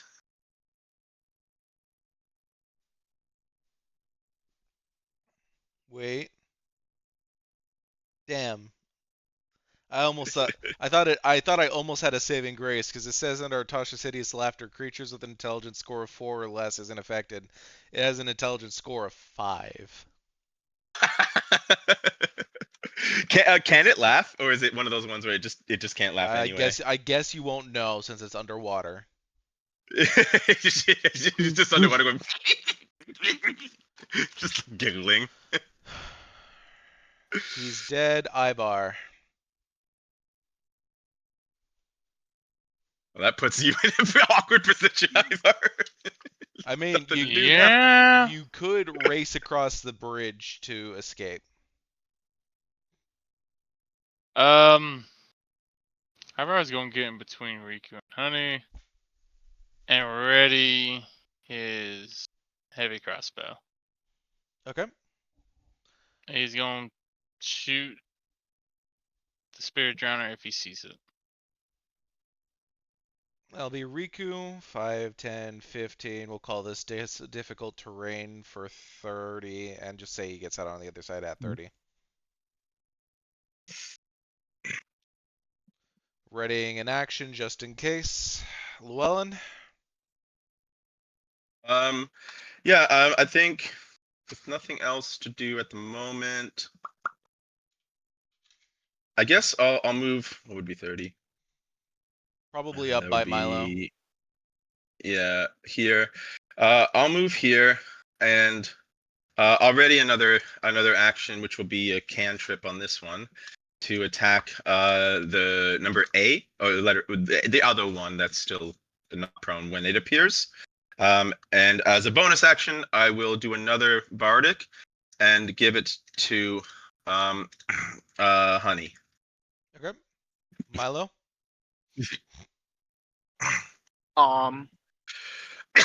There's nothing for me to punch, but I know there's more.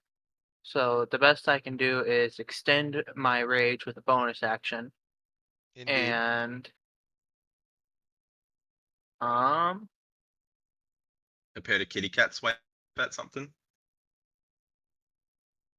what else can I do? Milo is more like a puppy dog. Rawr. Can move along the bridge to the other side. Yeah.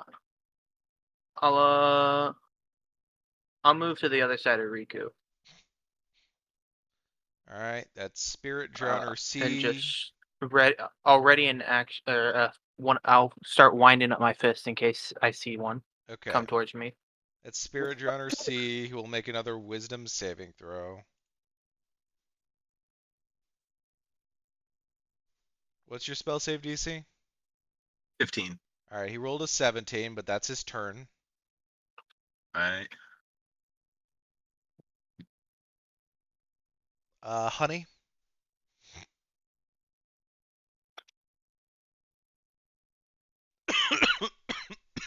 Yeah. Your go. Oh, that's my go. Yep. Uh, and then I'm gonna use my full movement. Oh, fucking sorry. Thank you. You can get right between Riku and Milo in that space there. No, I'll be able to get right in front. Or is this? I is guess the yeah, I guess creature in my- I was considering moving over the Spirit Drowner some difficult terrain because it's a small bridge Okay, and his hefty body's I'll be still able to on get- it. Maybe ahead of Yeah. Riku if you want, Okay. We'll go there. but yeah. Anything Um. else? I, um. No. Um. Milo, you also have jump too. So Yeah. All right, Jet. Well, Jesus. with there's a giant dead one here, I guess I'm gonna start following the others. Or at least try and get across.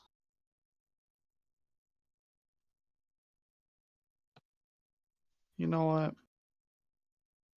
I've got the action economy, so I'll dash and move across the bridge. All right. Guess where would that put me? With a dash and moving through your allies, I'll say you'll probably get about there. That's Ivar. Oh, that's Jet who's moving. Then with all that, then you probably get there, Alright, I maybe can work with there. that. Well, technically, I think it'd be in front because isn't it also difficult to train to go through an ally? Yep. So wouldn't he only He end is up in dash. front of Milo? From I know, but I was where he thinking. was, 60 feet was 15 feet ahead of you, or of Milo. So Yeah, I was just thinking because he loses some of that by trying to go through Milo and going through the Spirit Drowner. Yep. Drowner. So that's about right.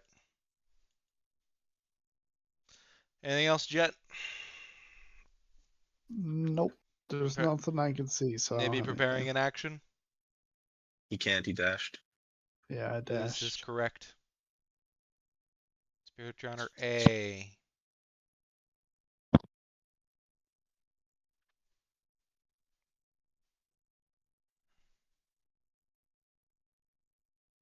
Okay. Get up here. Does it? How high can it jump out of the water? I literally said at the start of this that it climbed out before. And I shoot it. I will also be attacking it as it does that. Riku will also be attacking it as it does that. It's just like, what? Yeah, I don't even have to use my bardic inspiration. 22. Riku will use his heroic inspiration. Riku will use his And other heroic inspiration. it gets pushed 10 feet. Okay. Alright, so damage. Ivar did 15.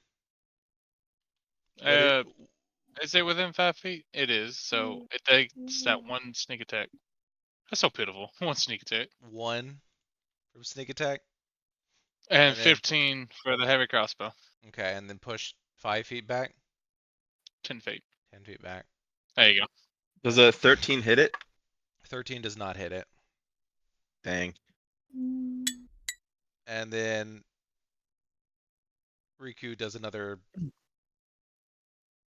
8 damage. And with the short bow, does the Vex property, meaning he has advantage on his next attack roll. He's dead. Ivar. Are you dead? No, B, he meant. B's B is dead. dead. Oh, okay. I'm going to use my bonus action to dash. Okay. I'm getting right in front of Honey. I'll say you can, yeah. I have 70 feet movement because my base speed is 35. Yep.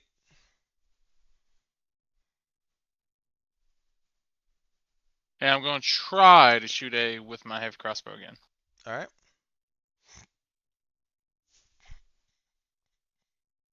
Alright, I do have my bardic inspiration of 17 doesn't hit. 17 does hit. Okay. And no sneak attack damage. 9 piercing and gets pushed 10 feet. As Ivar, I don't really have any fucking pirate lines for it. Bury down the hatchets. Keep pushing this creature back. I'm surprised you didn't use a walk the plank joke. Oh, we're about to make a swinger out of this one. Alright. Alright, Riku's turn. He'll bonus action Hunter's Mark. And then he'll attack. And he missed.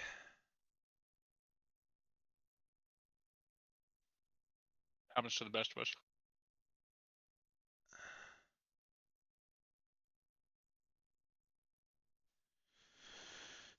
Alright.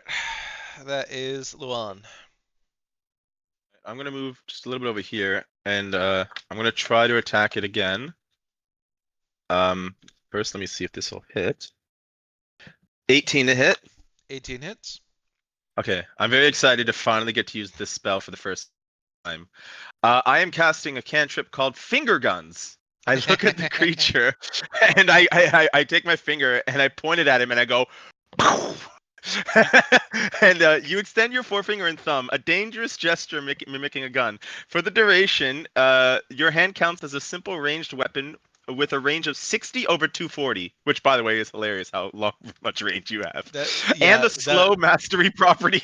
So you just fingered the monster. The hilarious part is that when you level up, it never gets more powerful, just increases your range. Yeah, it's 600 feet.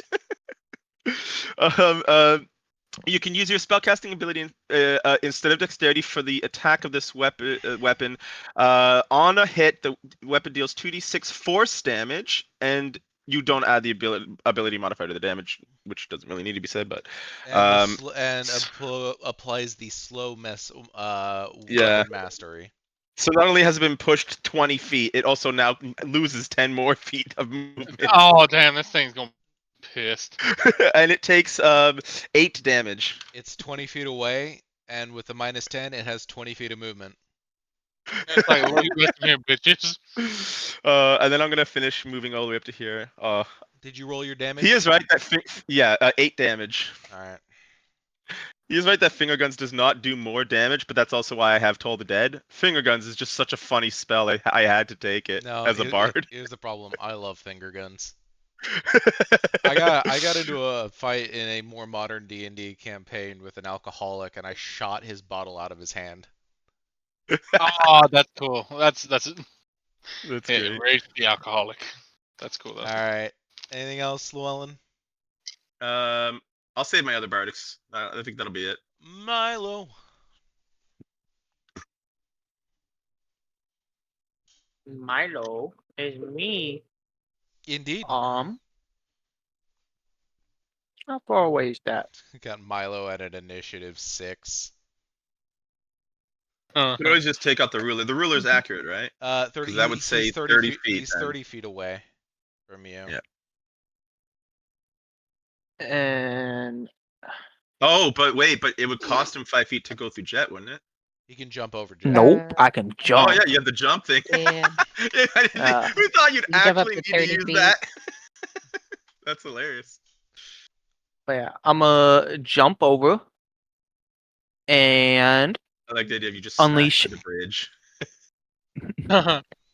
on my way down from one of the jumps, I'm going to like barrel slam my fist into him Hits. with a 23. Of course it hits. And I'll just do the other one. Fucking wolf. I know that- That one probably won't. 11 does I know not. that's not what he meant, but I just picture he's like bunny hopping, whooping this No, guy's I was ass. thinking of it. It's like that attack in Smash Brothers with Wolf, where you just like smash down at All right, somebody he's dead. with your claws. He That's did. what I was Yeah. picturing. None of them have gotten a chance to attack anyone because they keep getting pushed away or someone else is in the way. They Hey, to they be fair- attacked Ivar. They attacked Riku Yeah. and tried to paralyze Ivar, and then that was it. I To thought be Ivar fair- was grappled. The fact that I pressed Ivar off was his hideous briefly grappled, laughter yeah. just was perfect for the thing you set up, unfortunately. Anything else, Milo? That's my action bonus. So nah. All right. I feel like this fight would have been a lot worse though if we had to take on more than one at a time, given that they could All right, paralyze he's us. coming up and shoving his dead friend off the Get bridge, the fuck out of my way. and then he's gonna Oh, swing. is he? He's not gonna angry at me, is he? No, he's gonna swing at everybody at Llewellyn now. Yeah. What you got? You got a problem with me, Yeah. pal? I don't like your music, bro. That is What a did I 12. do? That is a 12 to hit Llewellyn. That misses. That is a 21 to hit Llewellyn. That one will hit. All right, you will Ouchie. take 12 damage and are grappled. Okay. And then I need a con saving throw. That is a 22. All right, you're not poisoned. You don't have the poison condition and aren't paralyzed. Nice. You are still, however, grappled. And then that's Honey. I look at the creature and I say, "Did you have a good laugh?" And then that's Honey as another creature launches up onto the bridge behind all of you. Ooh, a secret fourth one. Oh, this one. Oh, I thought Yeah. you. I was thinking of behind me. They a fourth one bowls Ivar, Jet, and Honey off the bridge. Son No, I'm of a kidding. bit. Is this just a D&D thing that's a weird quirk, by the way? So I have the bless spell from Magic Initiate. I've used all my spell slots, but it's still lit up as if I can use it. But I'm assuming that's just because it's not tied into spell slots. It's some Have not- you used your free cast of it? Is there free cast? Is that how it is? Is that how that works? There is one free cast, yes. Okay. So technically, I did and I didn't because when I used it, I counted as a spell slot, so that would mean I could still do it then. Yeah, you get one free cast, and then you can cast it again as a regular Yeah. spell slot if you So want. the free cast is what I have left then. But that's good to know then. Okay. Unless you wanted to swap it out, but like if No, you no, I wanted think to I'll use keep it as I'll your free keep cast, less. but- That feels more important than any other stuff I got. What you got, Honey? Give me a second. I'm thinking. There's Blast a lot 'em. going on. Blast There him. is. Blast him. Blast him. That's all she can do. Damn it. Blast him. It's time to Yeah. blast off.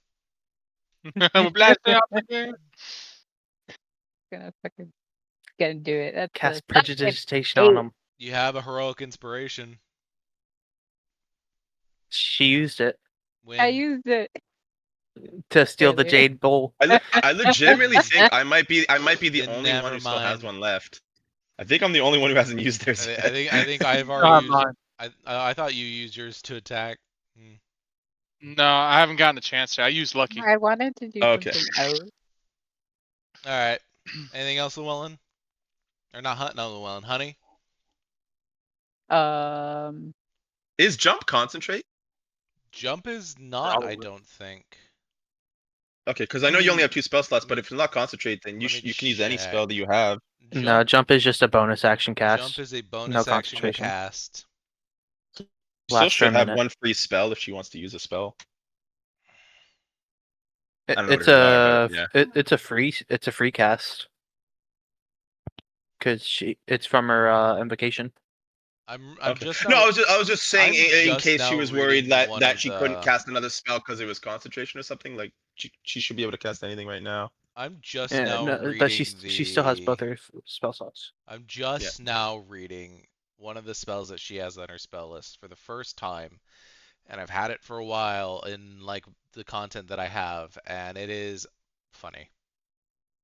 And that is Pratfall. I can't. I can't do nothing. Tiny particles blow in your target's face, causing it to sneeze. The target must succeed on a con saving throw or have disadvantage on its first attack roll on its next turn. Other options include a small oily puddle appears under the feet of your target. Strobing lights flash briefly before your target's eyes. The target feels the sensation of a quick, mild clap against its ears. An invisible force sharply tugs on the target's trousers, causing their clothing to slip. That's wild. Hilarious. Get pants. Are these things wearing clothing? Are you done? Are you done, honey? Yeah. You can move towards Milo and away from Drowner Sea if you want. Is that gonna Yeah, that's fine. I'm Genre A is dead. just gonna push past Ivar. Excuse Just me. Pardon me. just easy. Safety. All right, Jet.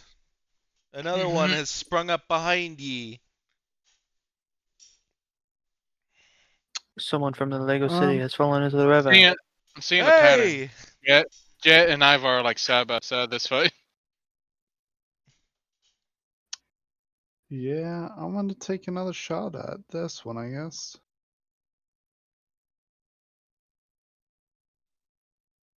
A 23.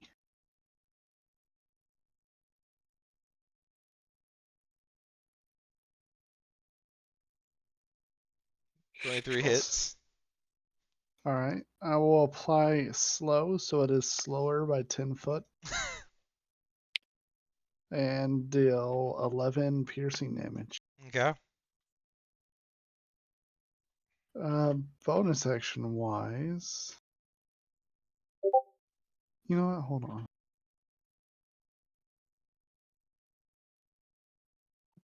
You know what? Dang it, pan. There you are.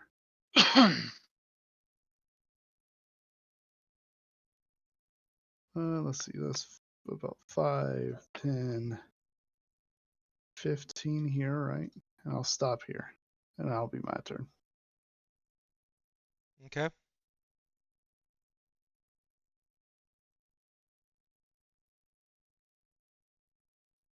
I'm checking something real quick to see. It's of relative importance.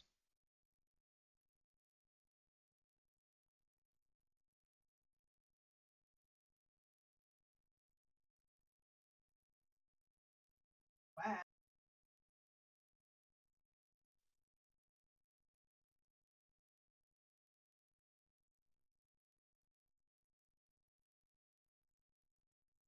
So if I halved what they are, and then I have the experience that they give, then on average.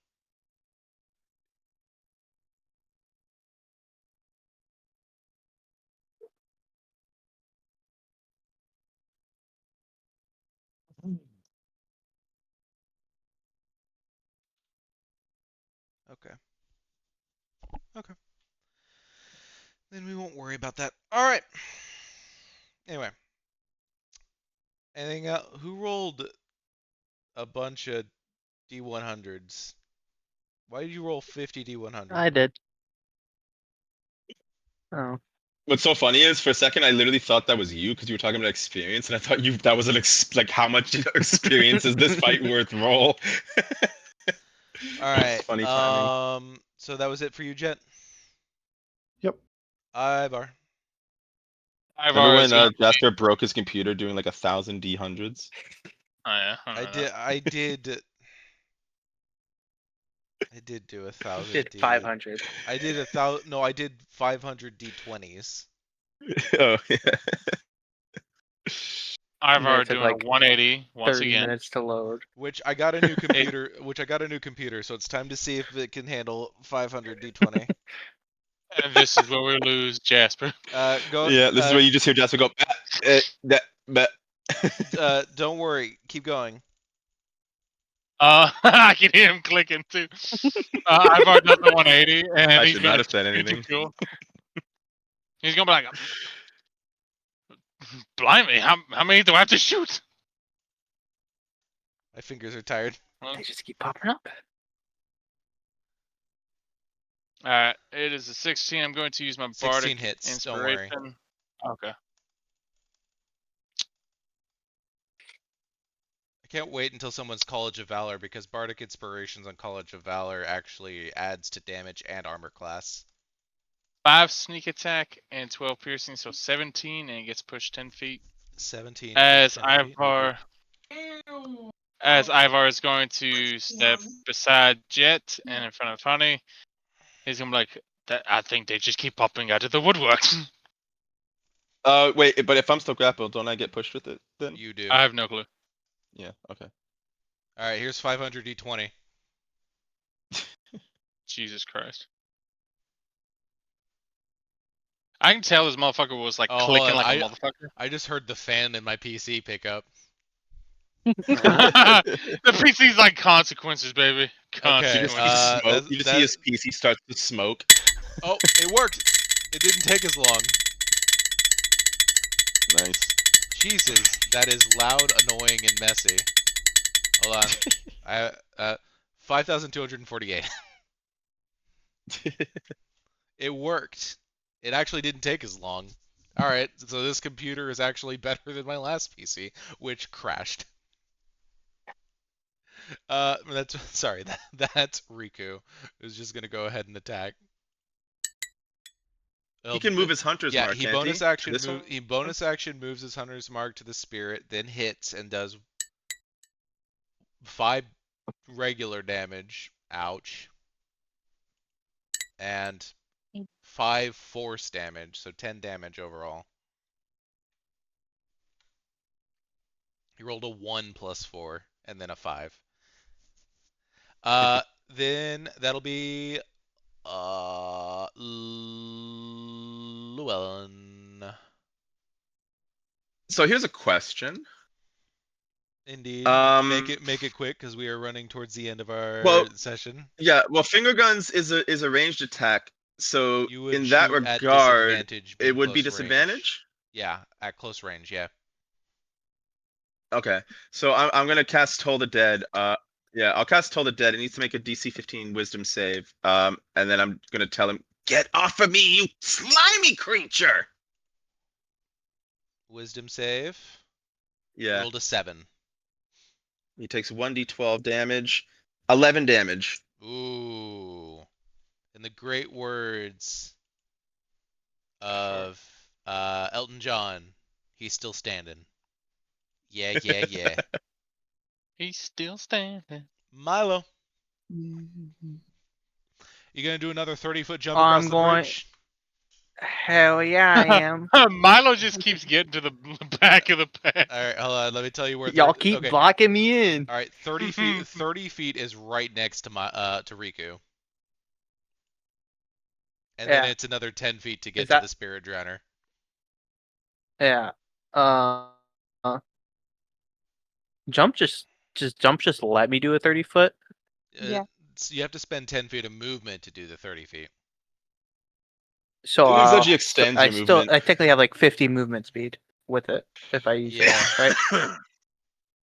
Because the Yeah, thing I'm with gonna jump just is you can jump fucking up, you can jump jump and up, or then you can walk jump over. across, right? It depends on how you use it.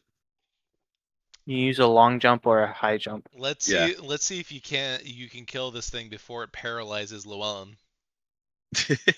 Well, based on your comment, I don't think he requires much damage. Just you, a hit. You missed. You hit. Oh no. About that 21. I can re-roll ones. Hey, don't worry. He had 1 hit point left. I don't care. I could re-roll ones. I wanted to do it. Hello? I rolled another hello? 6. Can you hear me? What the Nope. fuck? Hello? Hello?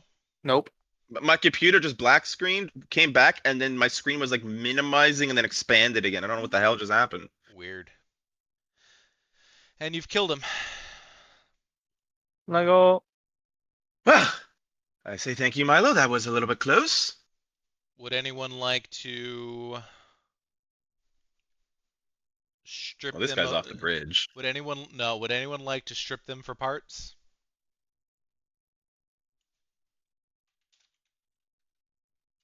If I'll try helping. What is it? if It's Jet survival, wants right? to- if Jet wants to, I will help him. I'm gonna give it a try. I rolled a nat 1. Does anyone want to help me? How is Would anything from them be good for medicine? You want to help me, Milo? Because if I roll this nat 1, this thing's gonna be useless for parts. what are you doing to it? I'm trying to harvest its Like you're like hide and chopping that shit. bitch up? Yeah. Yeah, But if I'll I help with that. if you roll a nat 1 when you're trying to do that, it is lunch meat. Medicine wise, I'm No, gonna say um, no, but the most that you can get out of them is maybe from each of them specifically 1 vial worth of a coating that could paralyze someone. So I'll cast guidance on myself. I rolled a 12 plus 2, so a 14 on survival to harvest Alright, goods from this thing. that'll work. I just want to Uh, make note. I'm going to Toby. also pass anything I grab to you, Milo. Actually, I still have the bardic inspiration. I will. I will harvest. So you'll have to put this in your inventory, Milo, because I'm giving it all to you. Yeah, That's survival. fine. Mhm. Hand me any like meat. I want to make I want to make some food out Yeah, of it. I assume I'm getting like some of its tendrils, like or whatever, some of its hide and and its Yeah. armors, We're and we're getting some I'll cut out some meat calamari for tonight. We're getting some calamari tonight. you. Wait, are they edible? We're Damn. about to find out. That bardic inspiration coming in fucking high. 19 plus 6. Nice. 25. Alright. You all do your Just for the record, You all do honey, your you still have Bardic, I think, for an hour. Alright. I think it's how long it lasts, just in You case all you do need it. your harvesting, you all clean up, and you all move on. Across the bridge, continuing to follow the trails. And now we will be doing the important closer. The woods feel wrong. Not dangerous in the same snapping branch predator's breath on your neck way. Wrong in the way the sky here never quite commits to being day or night. Every leaf overhead carries a faint blue shimmer, as if they've been dusted with frost. The air smells faintly of whetstone and blooming night flowers, though none grow here. As the party walks, the path twists in impossible ways, trees leaning back as if making room for you, shadows shifting like they're watching. A gentle mist curls around your ankles, whispering against your clothes. It doesn't take long before the forest begins to thin and a dim glow pulses ahead. You crest a low hill, and there it is, Matango Village, but not as you've ever seen it. The mushrooms that dot its roofs are bioluminescent, glowing in soft pastel blues and pinks. The houses are still there, but their edges blur, like they're half painted and still waiting for the artist to finish. Lanterns hang in midair, swaying in an unfelt breeze. Figures move in the streets, some slow, translucent, some humanoid, others stranger. At the center of the village, where the real-world market square would be, stands a towering willow, its branches trailing down like curtains of light. The same golden bowl from the willow shrine rests in the crook of its roots, untouched, gleaming faintly in the ambient glow. Somewhere, in the distance, faintly, a single bell chimes. Once, twice, then silence. And that will be it for this session.